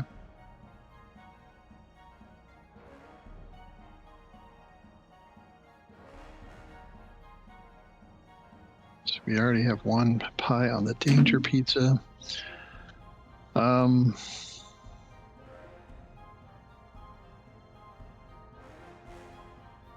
we transport from this distance? No. Oh, you are. To be adjacent or in. One, two. They're at least at the same plane as you, so they're only 2 zones away.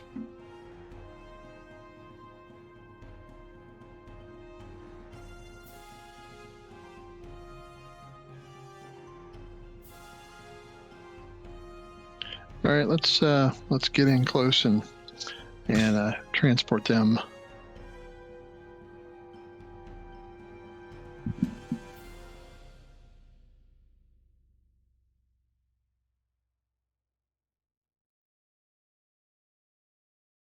So, Vera, if you could bring us alongside and.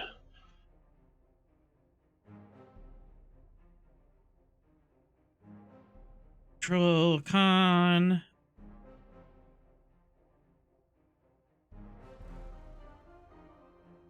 Div 3, Comp 2, assisted by Engines Con.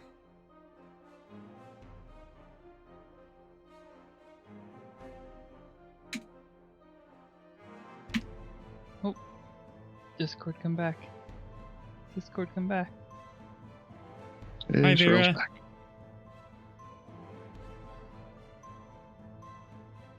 There we go. Here we go. Control con diff 3. Alrighty, take a singular threat.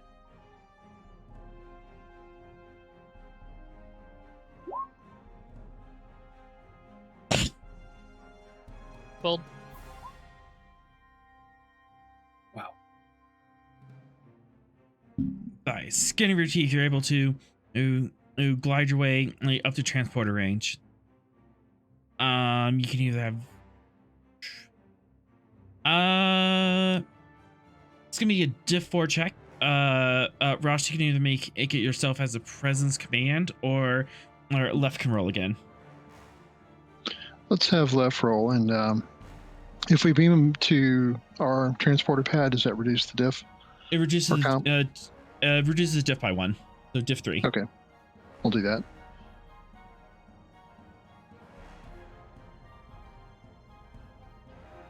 Alright. And Mustard Fox wants to have a team to meet them there as well. That would be nice. Team to meet the two- squirrels. 2 momentum to have a security team. Mm-hmm. Team squirrels. All right. Team for the squirrels. Sensor. Not a team of squirrels. Oh god, no. Sensor engineering. Oh, you beam to a pad and you have sensors. So diff 2. Yeah. Like Catbox always on. Transporters as a focus. Yarp. And big threat. And getting rid of that red with the reroll. There we go. Yeah, ship. All right. So this is 3, 4, 5 on diff 2. 3 momentum generated.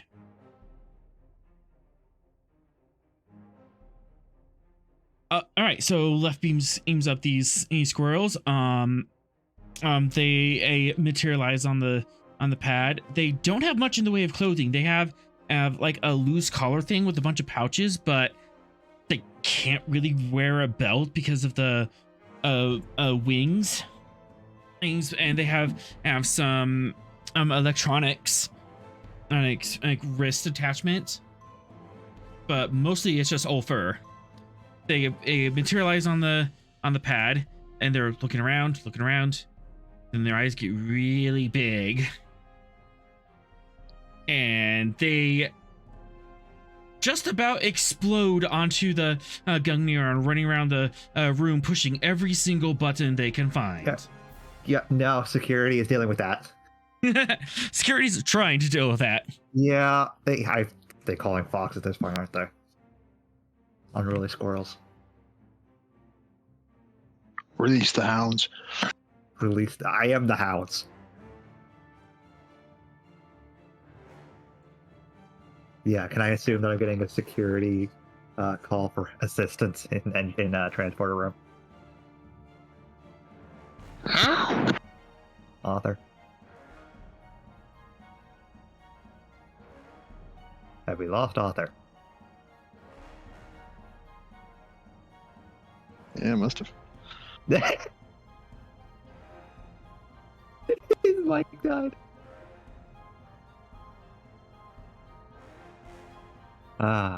We run the asylum now.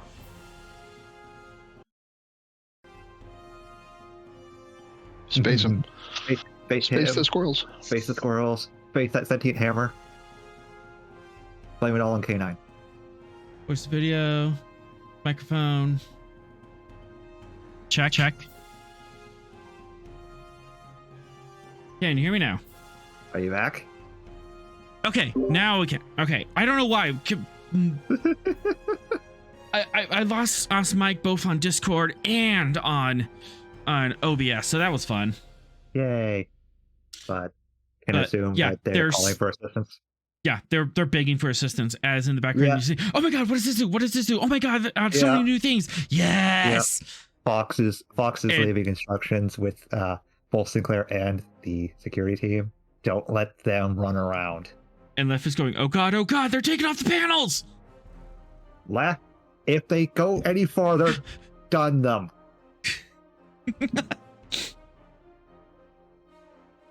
So that's happening.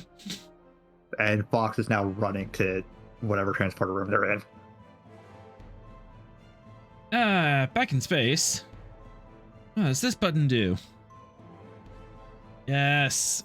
All right. Doom Pizza advances.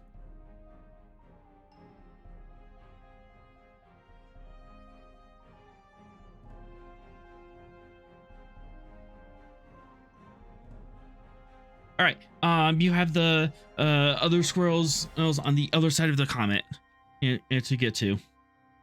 Also, are you making enough to save the ships, or are you just concerned with lives right now? I think, considering the time constraint, we probably ought to just skip the ships. Okay. There's not a whole lot we can do for the ships. We could tow them, but that would slow us down probably. You could fit them in. Or are they empty? You could fit them in your shuttle bay, but that is going to be like a whole thing to get them in. Right. All right. Skip the ships. And we don't have. Yeah. Yep. All right. Save lives. Plot us a fastest course over to ship at 12 o'clock there. All right. There is one or two ways you can do this. There is the safe route where you go around on the front, but that is going to take 2 turns. So, I get 2 rolls of my dice, which means you might miss. You might hit a gravity wave in the face. Alternatively, you can take the Vera route and go through the comet tail and try dodging boulders. It'll get you there faster, but there's a higher complication and there's a great risk of taking more damage. All right, let's go the fun way. Fun way it is.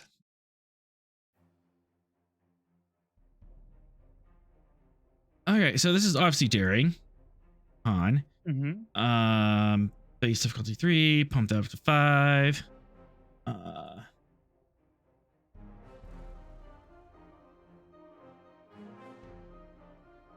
6. And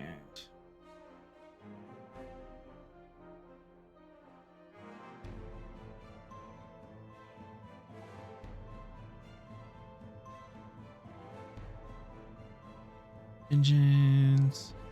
Con. All right, and I need to do more math here because I need to create this hazard for you. 2. All right, so that is 3, 4, 5, 6, 7, 8, 9, 11, 12 challenge dice. Vicious. This doesn't sound good. And... all right.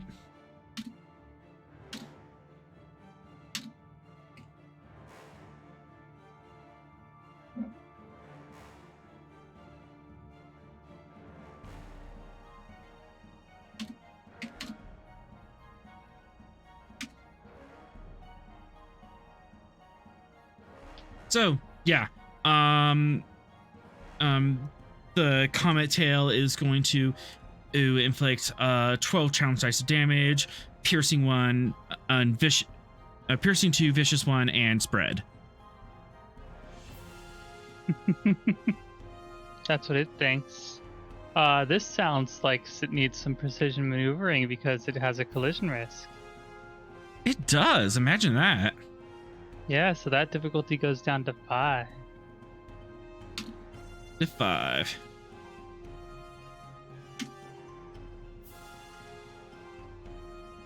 And we're gonna spend a determination. My confidence is unshakable, and everyone should be. Somehow I think that applies.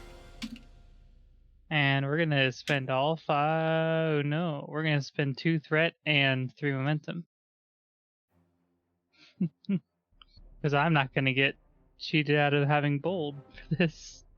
Threat. 1, 2. Momentum.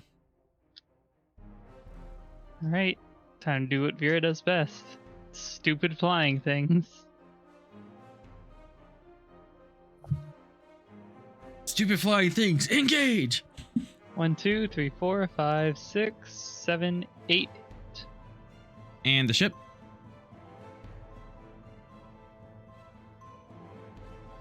Plus 3 momentum and generated.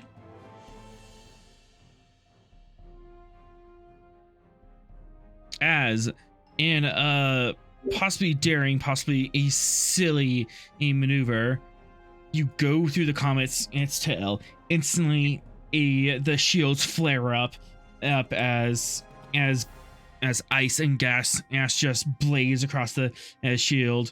The static electricity flickering in front of you. And you go in. It's like driving into a blizzard.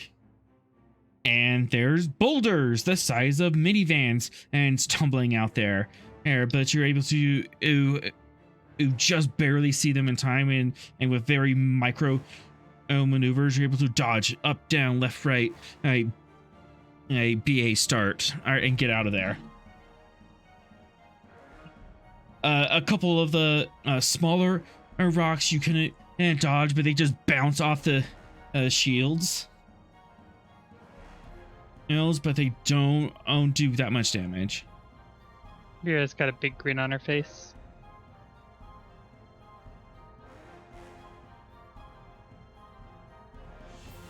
All right. So,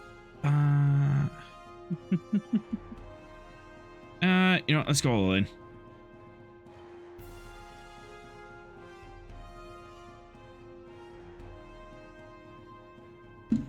Shoot. All of that at threat, and all right, so that's 6 damage against your 7. I did piercing 4, so I did 3 damage to your shields as ice and rocks just bounce off your shield array.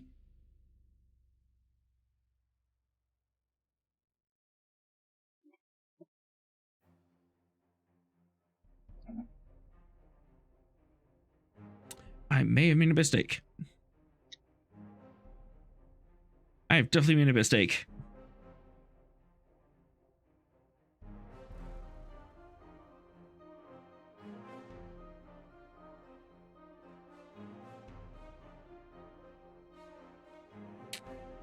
All right, as the wave inches closer and closer, you are finally within transport range of this ship. It is 1 zone on above you. But you can easily tilt up so that way it's hovering just above you within transporter range.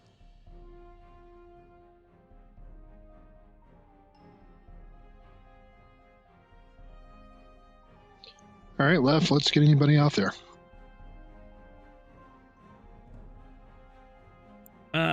Same thing to the transporter room. Yes, let's keep them all confined to one room. All right. Control engineering diff 3. I don't think Lev can do it at the moment. Good point. You can send him to. He's currently having to deal with squirrels ripping apart and that particular transporter room. Oh. Yeah. You can override from the bridge, or you can have another transporter room do it. Yeah, I'll do it myself from the bridge. I'm gonna send them right to the same one. Yeah, same one. Control engineering Or left. to 4 with that override.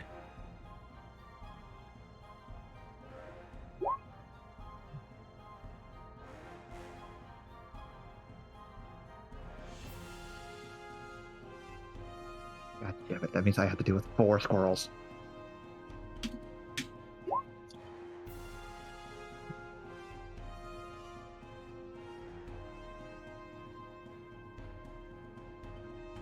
Okay, take 3 threat.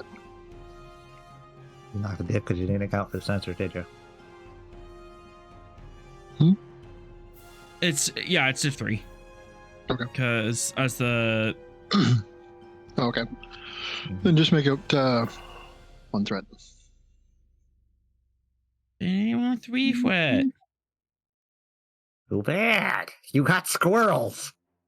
I do have squirrels on your ship. Yeah, exactly. That fox now has to go deal with.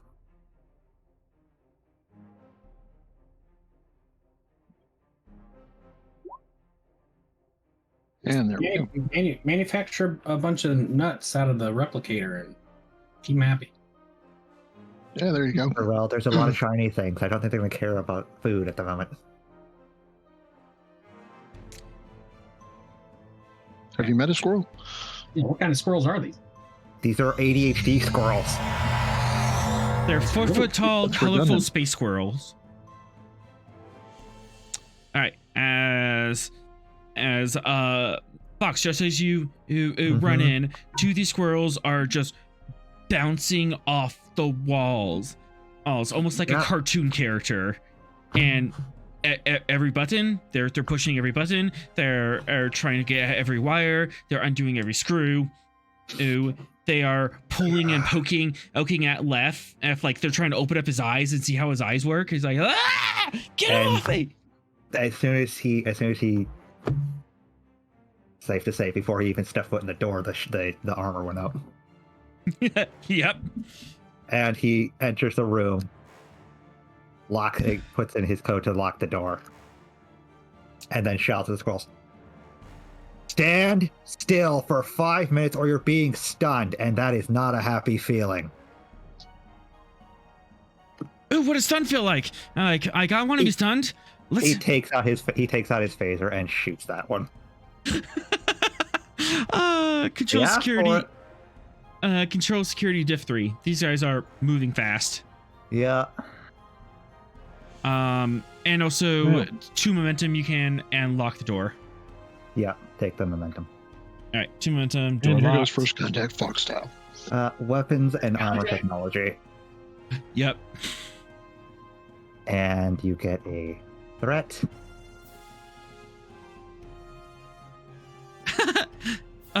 Chat's getting flashbacks. Let's try and reroll one of those zeros. Nah, it didn't help. I missed the squirrel.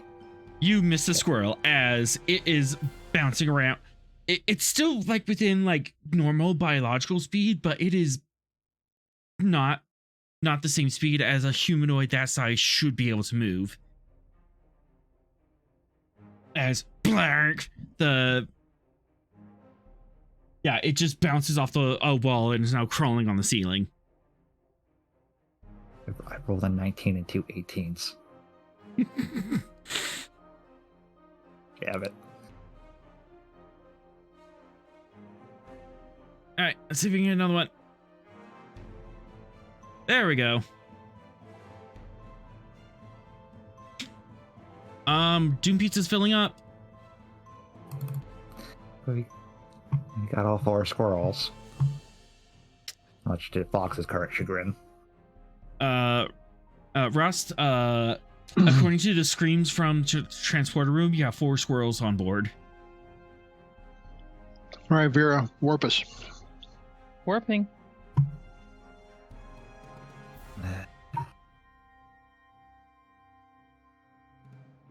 Darren I Khan. am both glad and disgruntled that I don't have my hammer on me at the moment.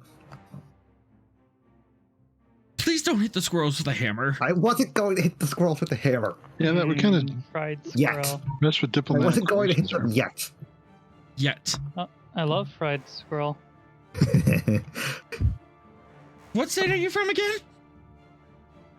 Alabama? God, no. Yeah. I grew Don't up- it's not just a regional thing. It's the hillbillies are everywhere along the Appalachians. I'm True. No, I just making a joke. I've never actually had fried squirrel. I had some other stuff that was fried. All right. Jaren Khan Div 3. Easy. Have one singular threat. Can I have more threat for $1? Yeah, sure. Send me one. I got a PayPal. I can be bribed. You want more threat? You gotta put $1 into the charity jar.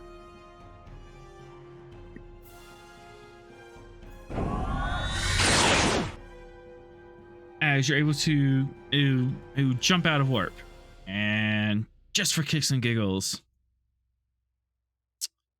the gravitational wave sweeps over the area you just were, and it just decimates this comet and just shatters it into hundreds of spinning fragments. As without the laser play of the squirrel aliens, and the tails start just dissipating, and it grows cooler and darker until they're just icebergs in space. Captain, permission to leave my post? Okay, I'm gonna get Bailey down to sickbay. very good.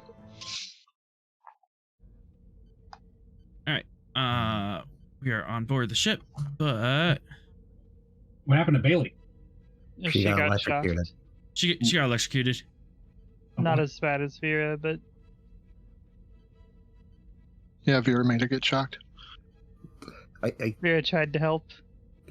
All right, so I Both have Both 6 survived. squirrels. You actually got the lesser of that. 2, and Yeah, then they got the same, but she had a way to reduce You it. got worse. You got So- worse.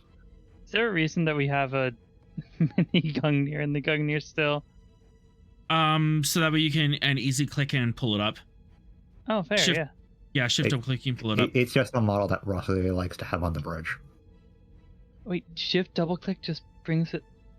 Yeah. You didn't know that? I feel like I have been my eyes have been opened. All right. Windows, too. Bailey's he's been injured. We have 2 injured squirrels, and Dr. Sinclair.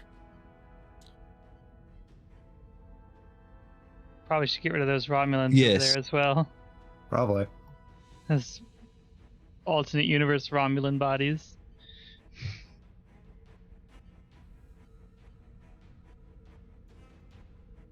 Oh, yeah, they're still on the token layer. Mhm. Just gonna clean those up. Yeah.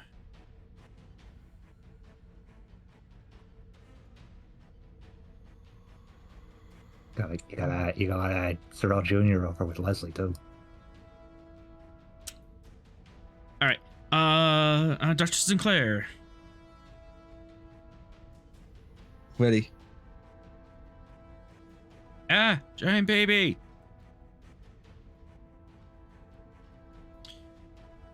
All right. You managed to stop the bleeding on the person with the torso injury. Now you need to remove the debris. How are you doing that?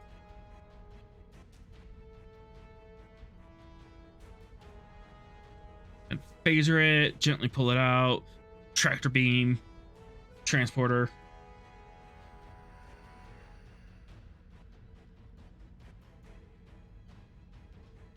I'm going to do a mixture of the two you said. You said phaser it and gently pull it out. I'm going to mix that so that way while I pull it out, I cauterize the wound.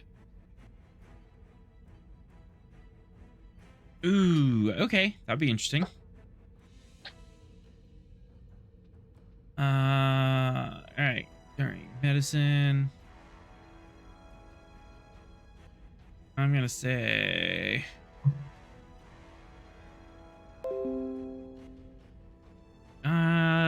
for comp for computers. Here's medicine. You can bring down that at comp to standard if you have someone assist you.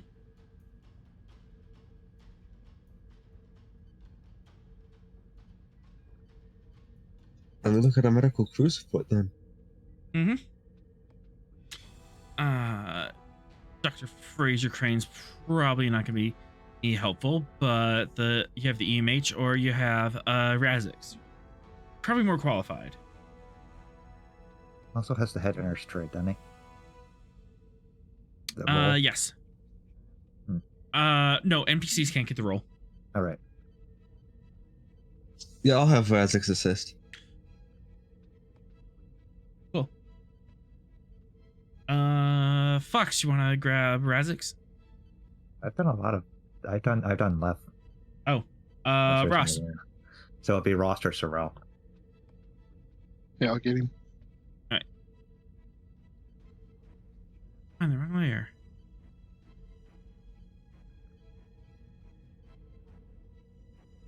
I am also going to anesthetize the, well, I guess the proper word would be sedate the scroll for this process.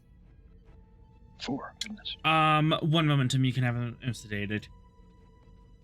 Sure. You're trying to do surgery on an unknown species with a rebar in his chest. Okay, take all the threat. What a Sinclair's leading in Razix just assisting. Oh, okay.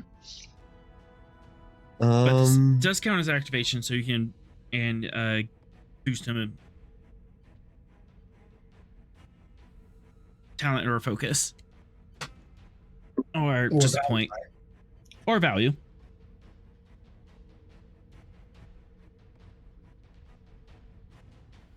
The health of the crew is paramount. Good as I'll any. take that. I'll take that as a value. Also worked in paramount there, for the plug. Yep.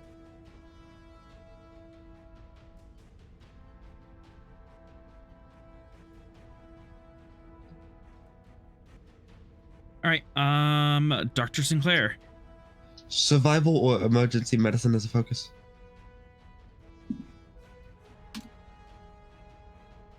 Emergency medicine.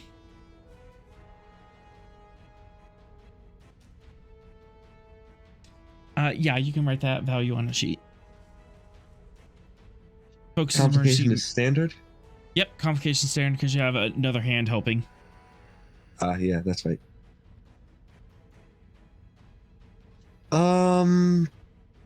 Take 3 threat. Yay.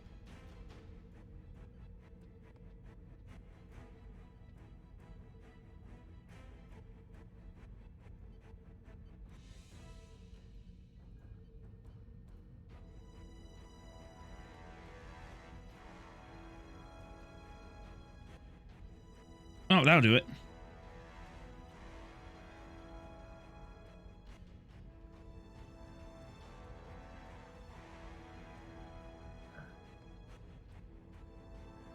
And then computer's medicine from the ship.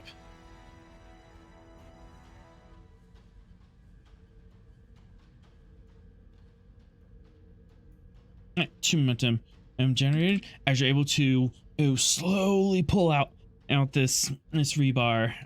Razix is pulling it out, and you're just very carefully auto suturing the wound as it's coming out, and slowly but surely, centimeter by centimeter, you're able to pull it out.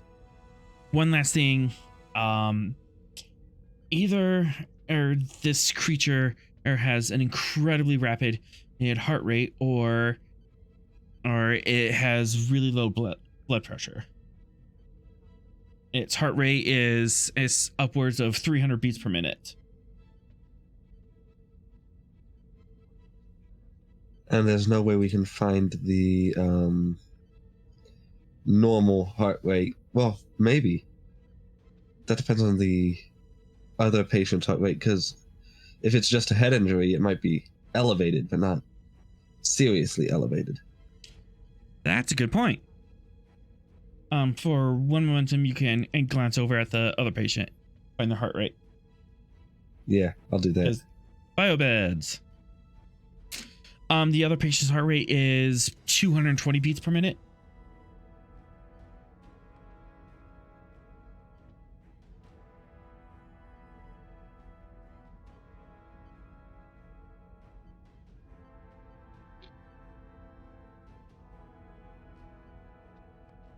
So probably indicative of either cardiac trauma or blood pressure issues.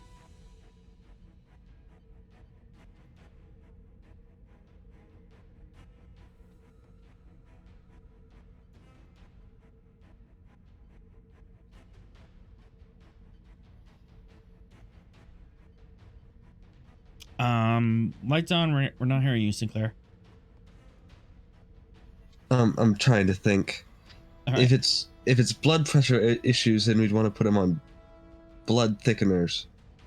If it's not blood thickeners, you just add volume to the blood. So just give it an IV of blood plasma. Yeah, but if it's cardiac trauma, that would be harder to deal with. Yeah, that'd be another surgery. Yeah. With the check on the other patient's heart rate, would I be able to check their blood pressure as well during that period? Yeah, the biobed would be checking blood pressure. There's a noticeable difference.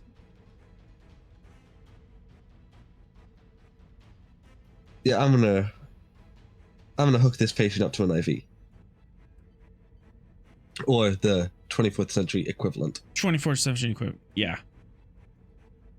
Probably like a cuff on the biobed, and they just queue up.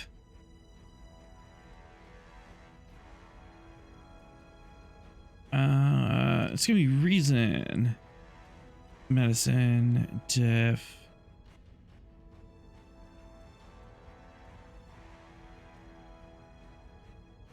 Reason, medicine, diff 3, assisted by computers medicine.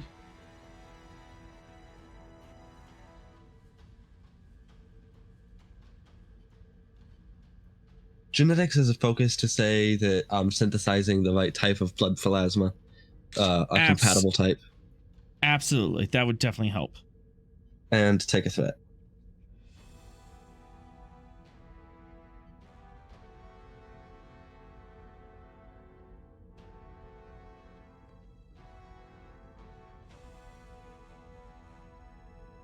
Excellent. 2 momentum generated. As you pull up the IV cuff from the side of the biobed and queue up the genetic sequence to get the right blood plasma for this alien species, and just watch as the blood pressure raises, the heart rate it lowers to what you hope is standard for these creatures. The computers just normally gives alarms and stuff if you're outside the norm, but right now it's just kind of like, I don't know what's going on. It was just us giving a vague shrug across all their biosignatures.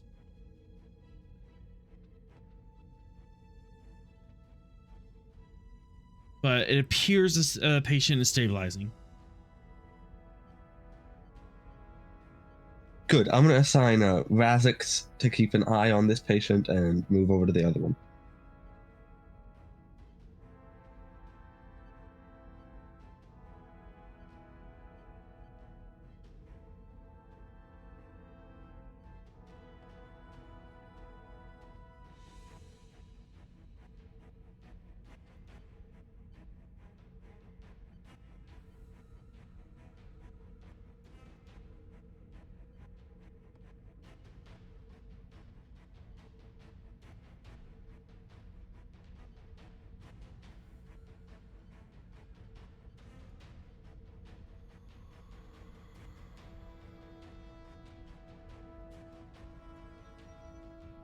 any focuses apply to this roll.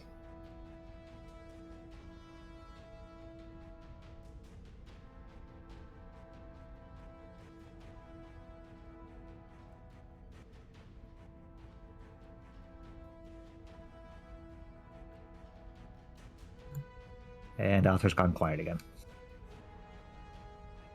Uh-oh.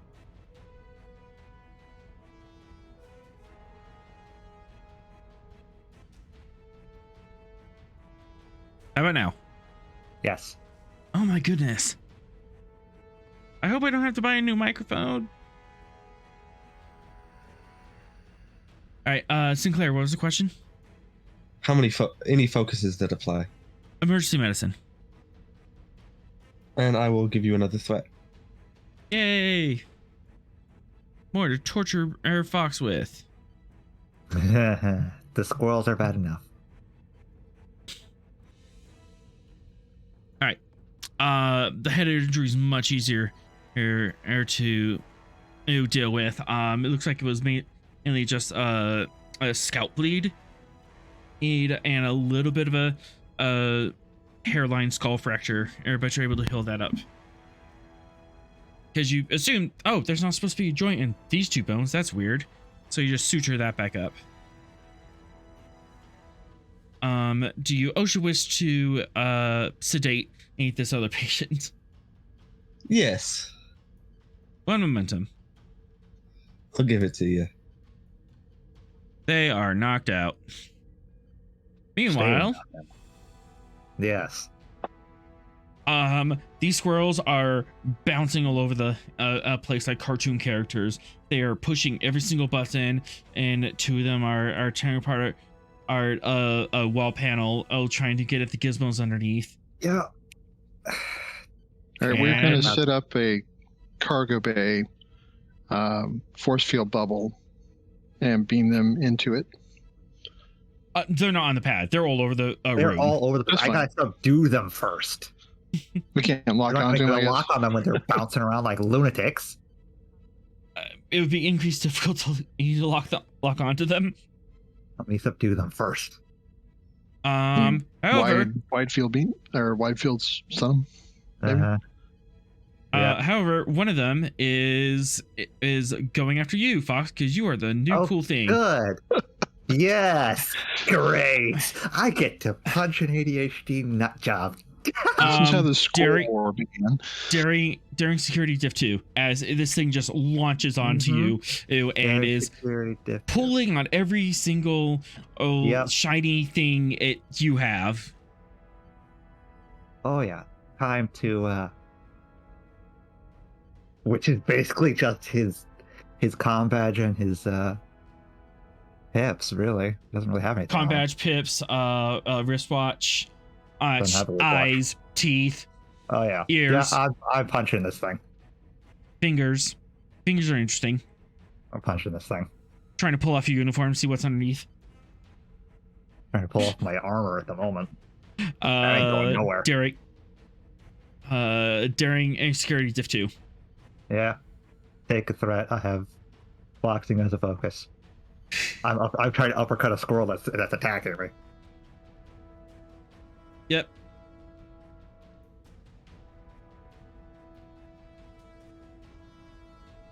Yeah. I uppercut a squirrel. You uppercut a squirrel. I want the squirrel to be off me and on the floor. I'm re-rolling those two. No need. Oh. Rude. With a terrified squeak, it bounces across the floor. Unless you three want to join him on the floor, sit still. You can certainly try. Presence command. Diff 5. I have comp 2.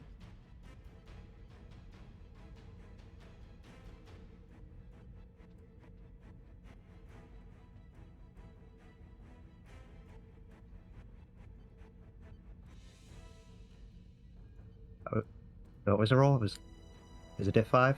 Comp 2? presence command and diff 5 comp 2. Okay.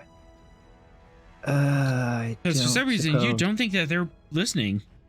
I don't suppose any of my focuses would work after that display of force. Diplomacy? Do I look like Rost? Diplomacy, leadership, parenting. No. Why not the last one? You really see Fox as a dad? I see Fox as a grumpy uncle. Exactly. The closest to any of that would be tactics. Nope. These guys are under your command. They're not even under their own command. What does tactics have to do with command? In order to give them tactics, they have to follow your orders. Anyways. Tactics for dealing with a crazed enemy. Nope, sorry. Yeah, didn't think so. All right. Well, go ahead and take it all.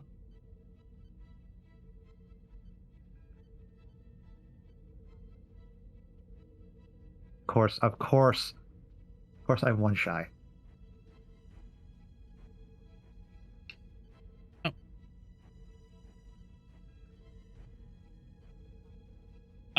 Nope, they are not listening to you. Mm-hmm. They are way overstimulated at all the new shinies. Yep, back to Fox diplomacy. Oh boy. I'm just gonna keep punching squirrels until they're unconscious. Oh no. You have to catch. You have to catch one. I'm going to try to catch squirrels. Yes. Sure. Just wide beam stun them. The wide beam stun has a cone of area. They could bounce out that cone of area just as quickly. Catching them seems more Fox anyway. Daring security diff 4. Daring security. Okay. Yep. Go ahead and take 3. I got no focuses to help with this. Yeah, you need like a different martial art for like tackling or grapples. Yeah. All right. Roll your unarmed strike.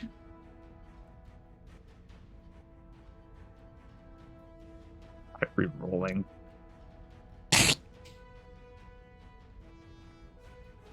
I think that's the lowest amount of damage that he's ever done with an unarmed. Isn't that a good thing?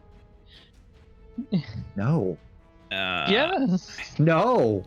This is a severe diplomatic failure that you're going through here. They're the ones ripping apart the Gungnir and attacking an officer. This is an actual amount of response.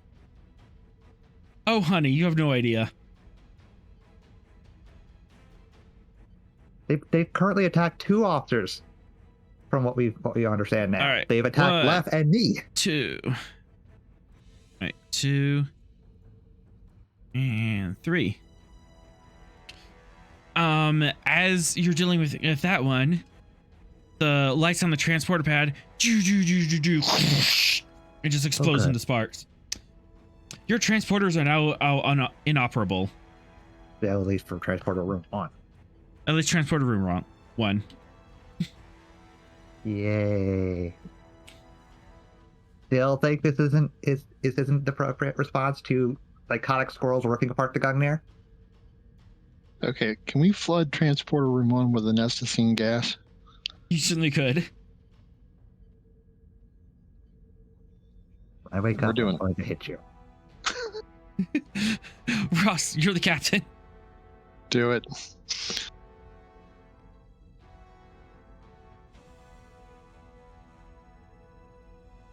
All right. I'm gonna make this control command. That sounds like an advantage. Alien biology, and they have advanced metabolism.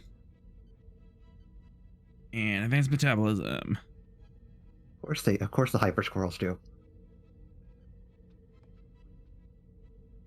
Control command, difficulty 4, comp 3. Assisted by structure medicine. If you want, Sinclair, Eric can assist or lead with control medicine. And Ross can assist. I'll go ahead and lead, and Sinclair can assist. Okay. Also, K9 gave me permission to punch the squirrels.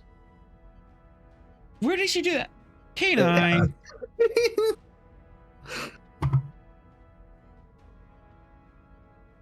All right, go ahead and take 3 threats.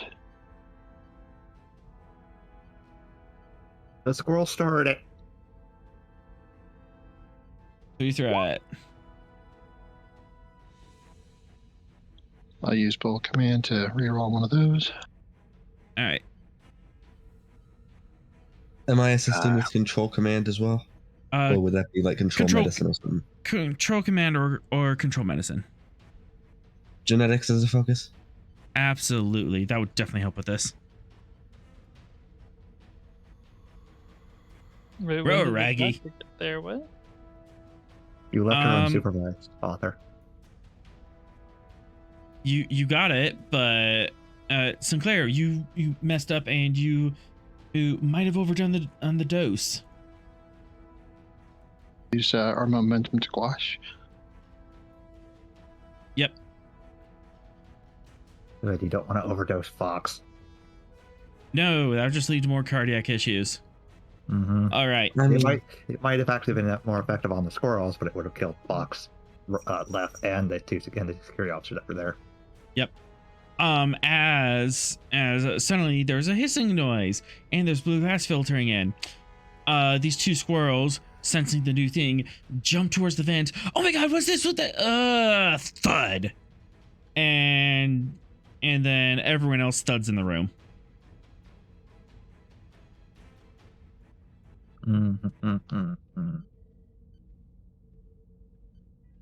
So I this want to is the resist thing. long enough for the squirrels to be out and then vent the room. Recycle the air. We're going to. Yeah, you are KO'd before, or you can initiate that. Someone else from the outside can do that. Hey, anybody got a Sharpie so I can draw something on Fox's face? For momentum, yes. Do you just want to die? Yeah, big curly Q mustache, you know. I already have a mustache, you forget. All right, You didn't take glasses. your token. You have glasses now. You try to find a token for that specific person with the look you want. Hey, Sorrel, use your Photoshop skills. You've seen my Photoshop skills. All the good photos of my mental image for him are bad photo quality. Or Alright. black and white. So what we're going to do is we're going to set up a cargo bay. Computer enhance. All right. With a force field bubble for the squirrels on all sides, so they can't get to any paneling or whatever, and then beam the squirrels into that and wait for them to wake up. Yeah, you don't have to beam. You can just wheel them in there. Okay. Yeah, transporter room 1 is wrecked. Left says as it's going to be down for at least 2 days to undo the 5 minutes these squirrels had at it. Going forward, we have to implement squirrel protocol. Force fields around transporter rooms whenever we have to beam the space squirrels. Squirrel. All right. You have unconscious squirrels in your cargo bay. Sinclair, did you want to keep our patients in the medical room under our sedation and suppression field, or did you want to transfer them to the cargo bay as well? I'll keep them in the medical bay under sedation and suppression field until I'm fairly confident that they're recovering. Okay. on their own. I don't have to do anything to cause them to recover. That's going to be the limit of when I release them. All right. And as you're considering this, Vera comes limping in with Bailey in tow.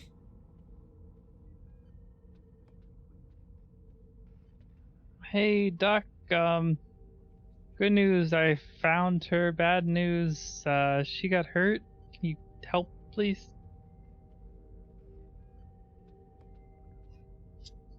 Affirmative.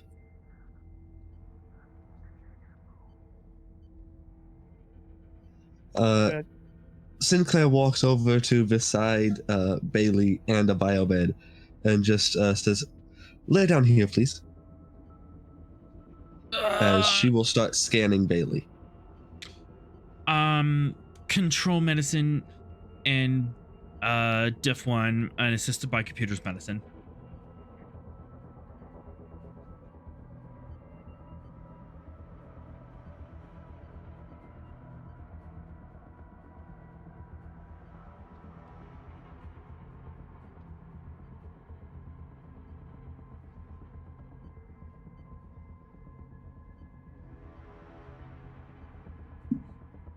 All right. Then computers medicine from the ship.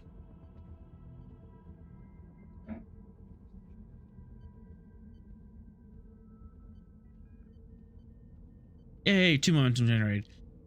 It's a fairly standard or second degree electrical burn. You're able to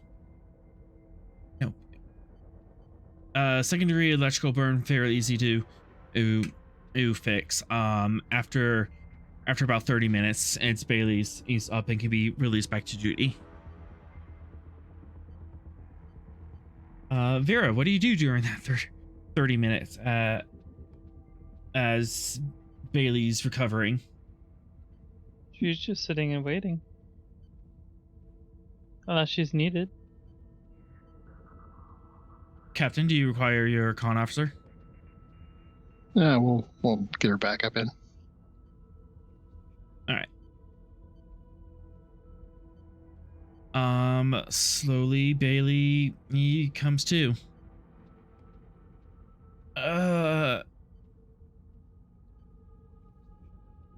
What happened?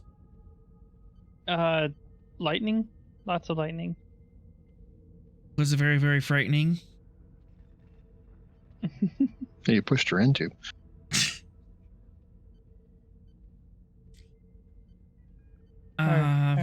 She blushes and looks away. Are you doing all right? You know, other than getting shocked?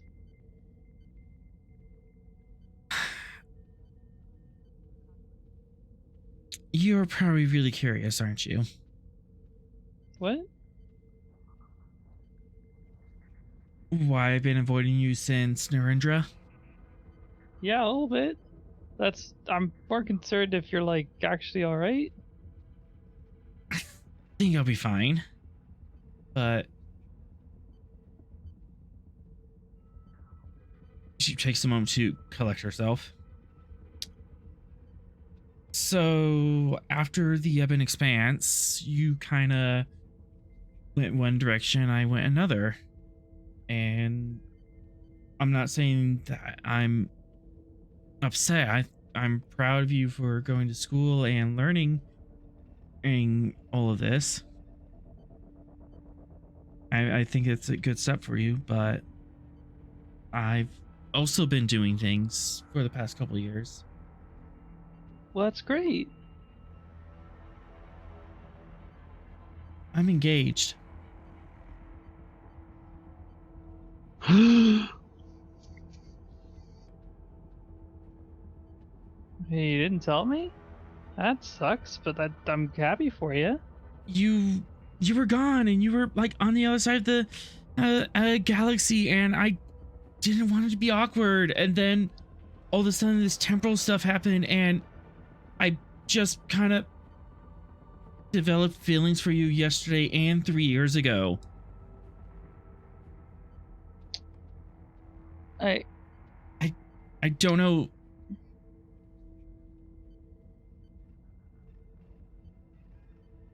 Um. uh, Hmm. For me, really?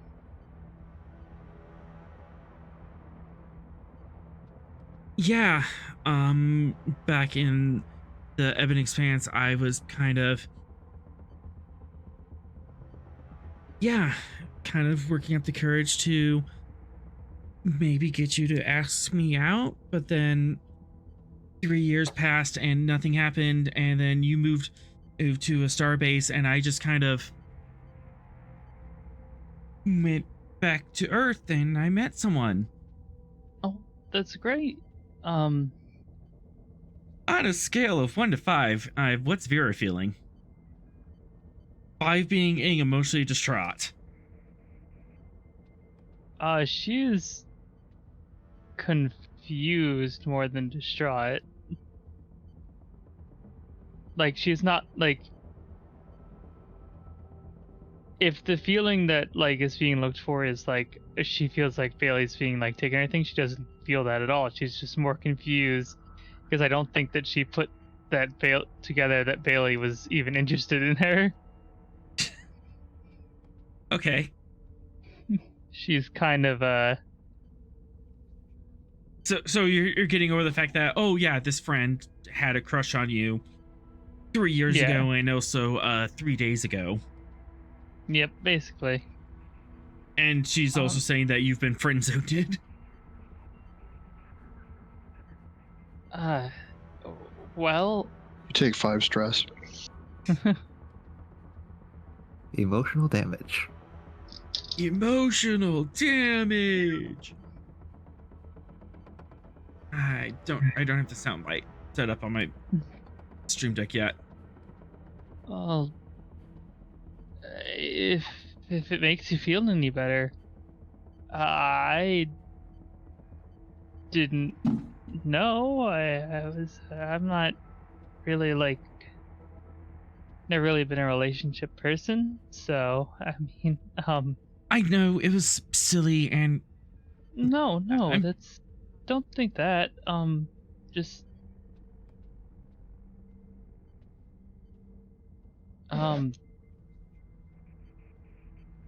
look, it just, you need to be you gotta be happy for yourself, right?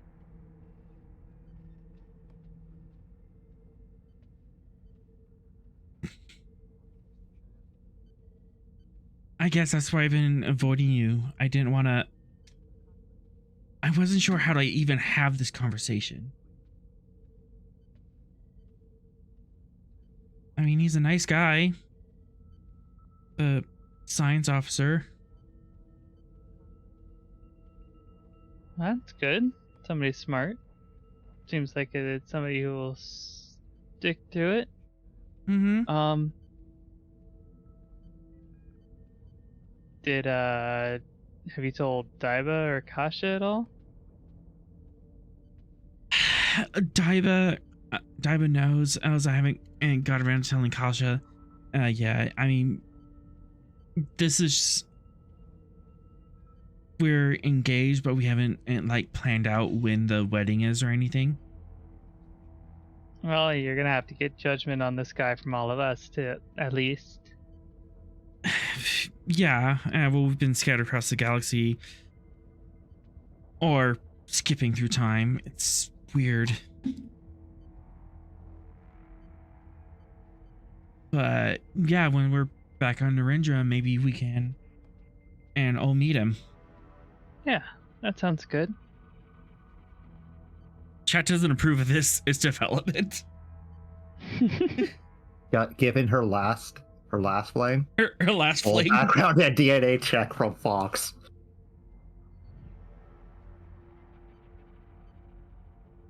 Wait, on what grounds?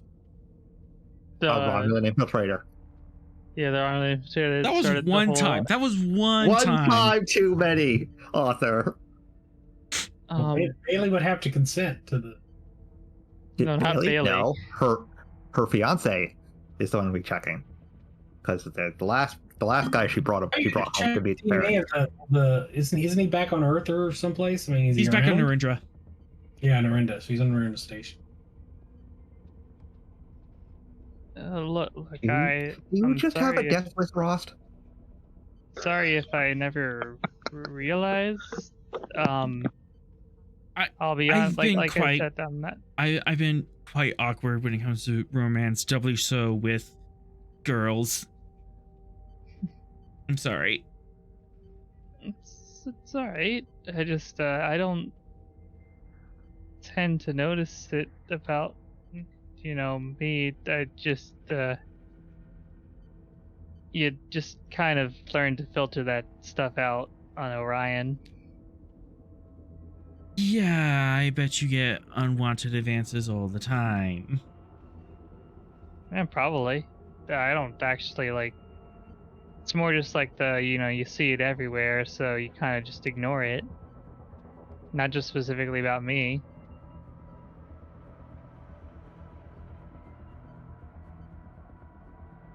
Do you mind staying here a little bit? Of course. Of course I don't mind. If Captain doesn't need you or anything, I don't think we're going anywhere quickly. Oh, I mean, we're going fast in the speed of light. That's pretty quick. Yeah, relatively. Well, as long as Sinclair doesn't need us kicked out of here for more squirrels, I think we're fine.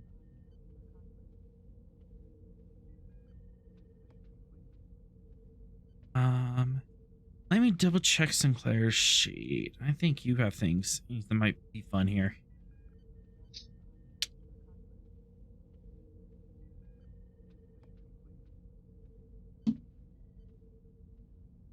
Oh yeah, I guess not. All right. But Sinclair, if you want, you could have overheard this conversation just being in sick bay, or you can make an effort to ignore this. Sinclair won't focus on listening in, but she will have overheard it. She's not making it. She's not purposing to listen in.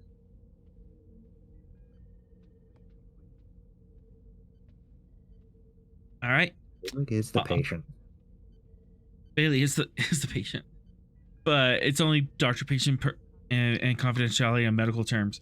Her relationship status not quite a medical issue.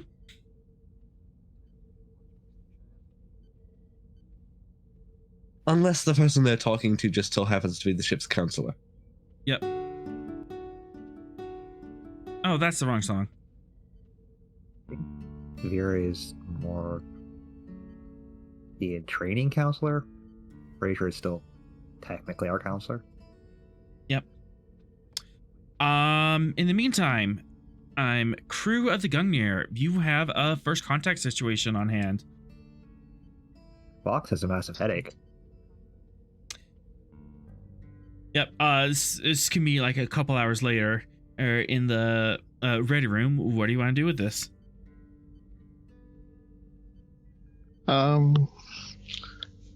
I guess we'll set up like a table and chairs in front of the force field of squirrels, and once they're coming around, we'll go down to the cargo cargo room and talk to them. I'll leave that to you. I've had my fill of dealing with our guests. Cool. Fox, you can have the con. Fox has the con. He's just going to stand in the middle of the bridge. All right. A couple hours later. Go on. What was that? I said, don't do anything nutty while we're gone. Oh, Corral, go to your corner. I will accompany the captain. Torture your kid with these puns, not us. Down to the squirrel site. Quit squirreling around. Yep. All right. Slowly the squirrel people kind of come too. They wake up, eyelids flutter, look around, and their eyes get really big again. And almost instantly, the two of them leap up and bounce off the force field and go chittering away. Who'd we lose? Ross? Lost Ross. Greetings, squirrel people. On behalf. Discord has decided no. Discord has decided to no. If this is 2 hours later, would Vera be able to be part of this to help Yeah. with diplomatic stuff? Cool. Yep. That's the idea, is everyone has time to kind of go here. Ross? Rost is overcome with emotion. Sorrel will step up and The squirrels were just too pretty for him. They bounce off the force field and they run away chittering, and then they very quickly come up and they start poking the force field and kind of seeing how far away it goes. I will give them the Vulcan sign of peace and say, "Live long and prosper, squirrel friends." Hi, how are you? Ew, oh my God, you're so tall. Oh, what's with your skin? Why are you so bald? If they think that, if you think Sorrel's So, tall, they should look at me. So, Sorrel, I'll give them a half. how does being called bald make you feel? Just raise an eyebrow, kind of halfway up, and go. I guess comparatively speaking, I can see your perspective. How fast are we going? And where did you get such a big ship? Why are there so many of you? Couple of questions. What should we call you? What is your name? What do you call your people, and where are you from? Can you hear me now? Yeah, Yep. you're back, Rod. Yes. I am Chalik. This is Stuki, and this is Kotham. Greetings, Talik. Long and prosper. Chalik is the leader. Yeah, right on first try. Nice to meet you.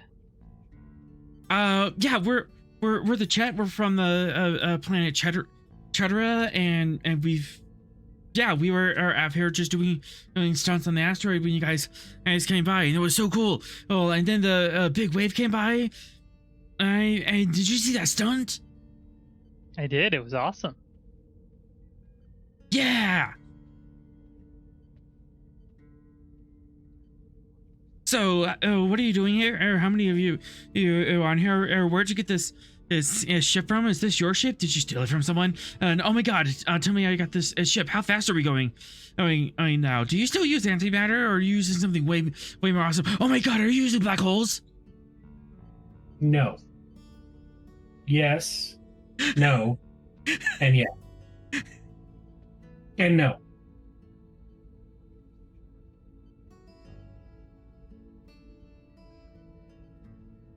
So, who are you? Where'd you come from? Are all of you this bald?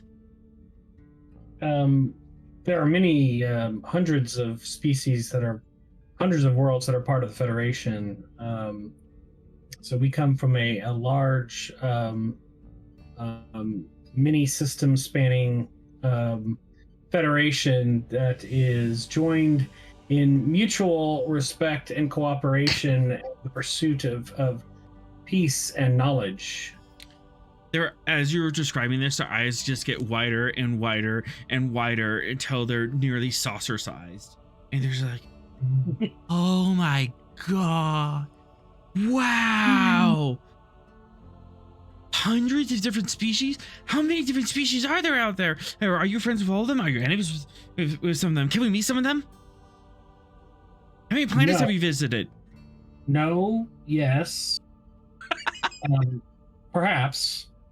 And 27 by my current count. 27? We've only been to 3.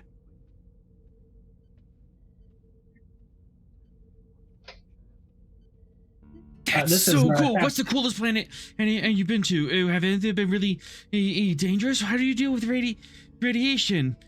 And what kind of spacesuits do you have? It's just like every question you answer spawns another 3 questions. We visited Rura Pinthe. It was pretty cold. Maybe the coldest planet I've been on. Captain Rost, may I have you make the acquaintance of Chief Chalak here, the leader of the. Do they say what they're called? Chet. They're species of the Chet. Oh, the Chet. Okay, the Chet from Chetteria. This is Captain Rost. He is the leader of our vessel. Hello, how do you do? Wow, you're tall, too, and you're also bald. Are your ears always that small? Wow, you have really black eyes. How far can you see? Can you see in the infrared? Yes, no.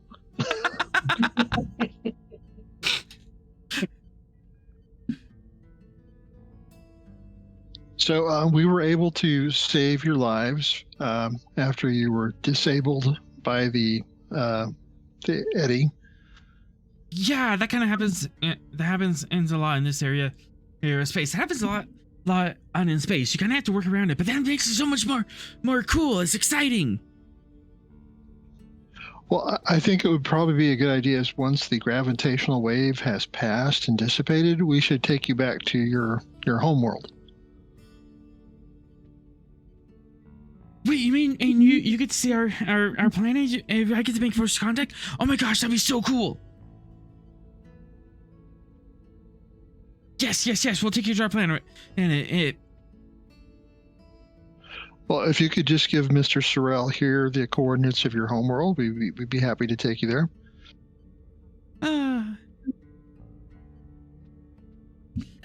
All right. I'm not setting foot on that planet. You can't make me.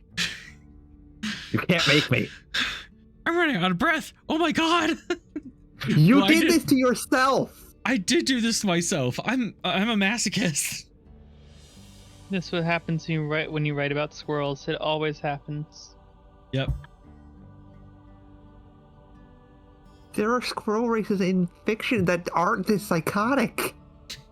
There's a reason for it. You guys haven't found it yet. Also, author, I thought the Marvel stuff was season 1, but this is definitely. No. Ambassador Fox to check.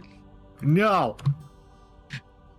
Reason Science Diff 3 Comp 2, because they have a completely different coordinate system. So, you're gonna have to like translate how they coordinate things versus how you coordinate things and try to figure it out.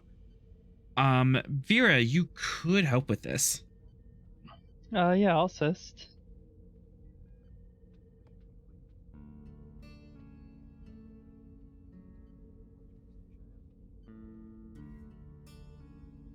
Fox.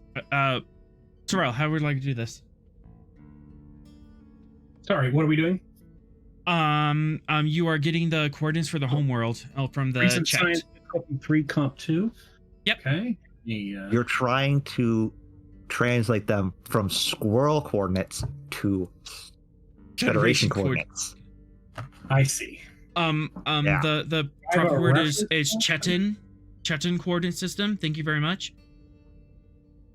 Chetin. When they stop annoying me, they can have their name.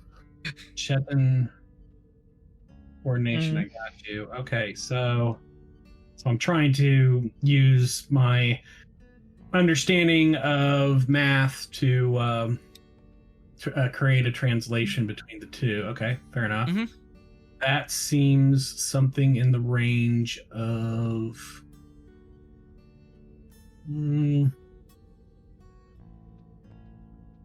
astrophysics, right? These are coordinates. Would that work as a focus? That actually would. You would be able to coordinate. Okay, what's the coordinates of this star here, and this star, and this star, and then you can and start drawing a map like that. Yeah. Okay. Take a threat. Yeah, let's see. Comp range is 2. Okay. There we go. And Vera, you can use Reason Con. You got it. All right. Momentum generated. You have the coordinates. 1 second, gotta find them.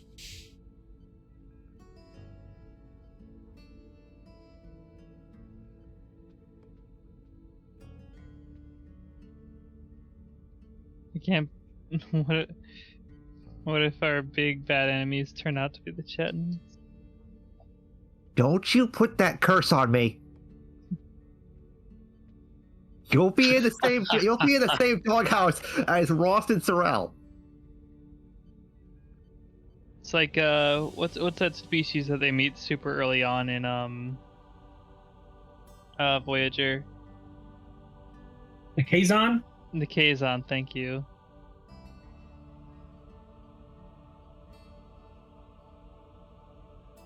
The Dragon Ball Z race. I swear to whatever gods y'all believe in, if that turns out to be true, I will hate Vera forever. Okay, and 2 threat to create that trait. Don't worry about it. Meh. Yeah. All right. Deep breath. All right. All right, Chetara.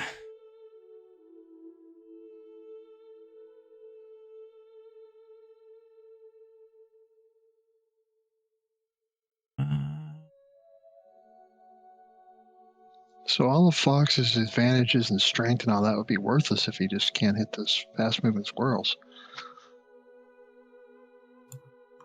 I hate you. It would be All right. like the Mountain versus that red guard guy from, was it The season- Viper, yeah. They are right here in this star system, so only about 2 days away. Which one again? There, This okay. one.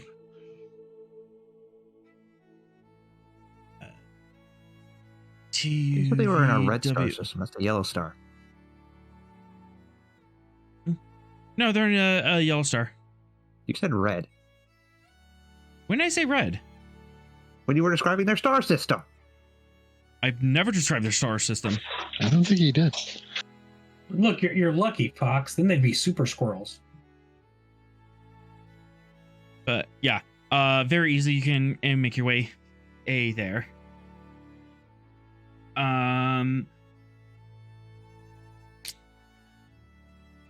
Next question. I'm assuming you're gonna head there at maximum warp or best possible speed. Yes.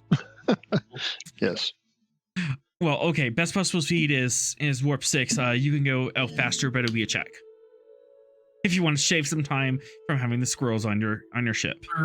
Do we have to fly slow in the Expanse? Is that the thing? We also have a breach yeah. on our engines from the. Oh, the that's compute. you just have one breach. You can bypass that with a minor action. Yes, in the Expanse, the recommended speed is warp 6, but you can go. Oh, okay. You can go faster than that, but it's a risk and it's a check. It's not worth a risk, so. I mean, well, we don't want to get pulled over by the Shackleton traffic cops. So The Shackle Cops. Shackle cops. all right, we'll stick to warp 6 just to be safe. All right, takes a couple days to get there. We'll let Ambassador Fox deal with the squirrels on the way. I will hurt you. Are there any other checks or things you want to look at? No, bad music. This is what I get for copying the whole sheet. The music comes with it. I want to do nothing pertaining to the squirrels. wait, that is a red star. Okay, so Who's the crazy one now, Mr. Krabs? All right, so the sector map's wrong. I'll fix that. Shh, it's fine. Y'all said I was hearing things. You are hearing things. Not hearing things. That's a red star. None of this is real. I don't recall no, him the saying Gungnir, the color of the stars when describing them. Look, it's the Tenema. That's where I am. I'm not on the Gungnir anymore.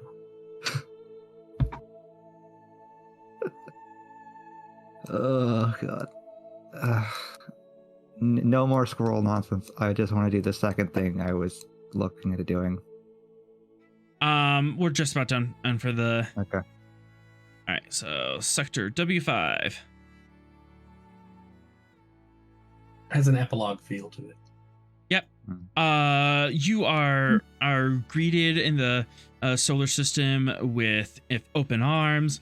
You almost get bombarded with comm messages, but are eventually able to cut through, and you are able to make contact with. I had a name for the president. No, not that sheet. The other sheet.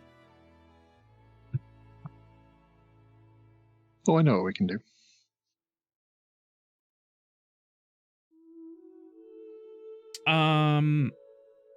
The leader of the planet is Exemplar Theban. She, her.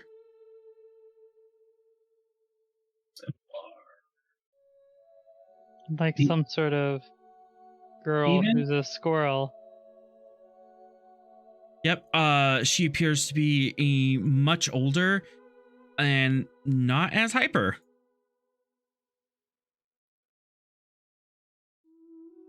Greetings, Exemplar Theban. Greetings.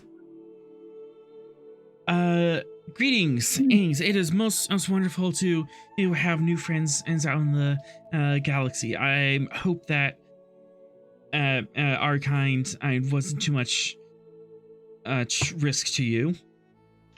No, not at all. It's part of our business. We're happy to help them in a time of need. Well, we are new to space and space travel.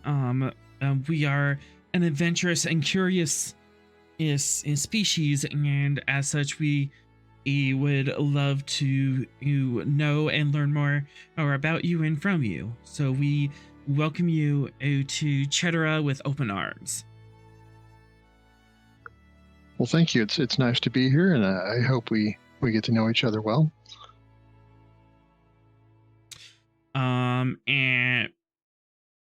And for our momentum, I can reveal a bit about their biology.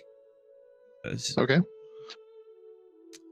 So, the reason why they're so hyperactive is that the species, the brain chemistry of them is super novelty seeking. They love experiencing new sensations and learning new things. In fact, they get a extreme dopamine hit when they learn something or see something new. Somewhere between taking a hit from a illicit drug or having an extremely pleasurable adult hug. They get a dopamine hit that high every time they see something new.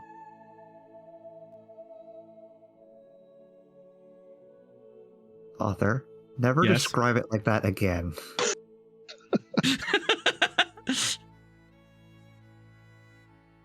Dear God. But yeah, Oh. that explains their behavior. So whenever they see something new, they're addicted to seeing new things. They're addicted to learning.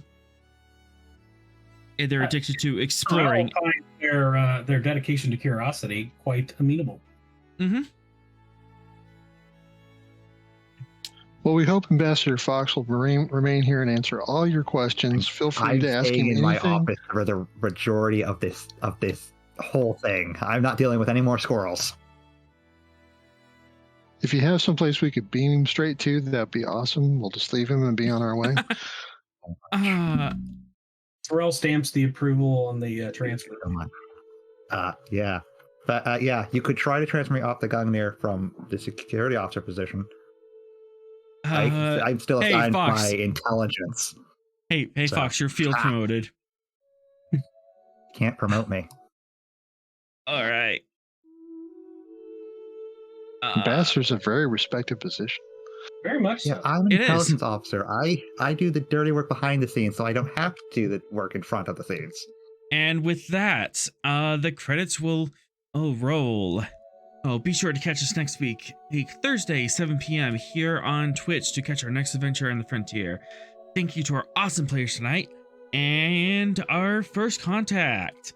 We get to make new friends, and hopefully these are going to be long-term allies within the Shackleton. But Yeah.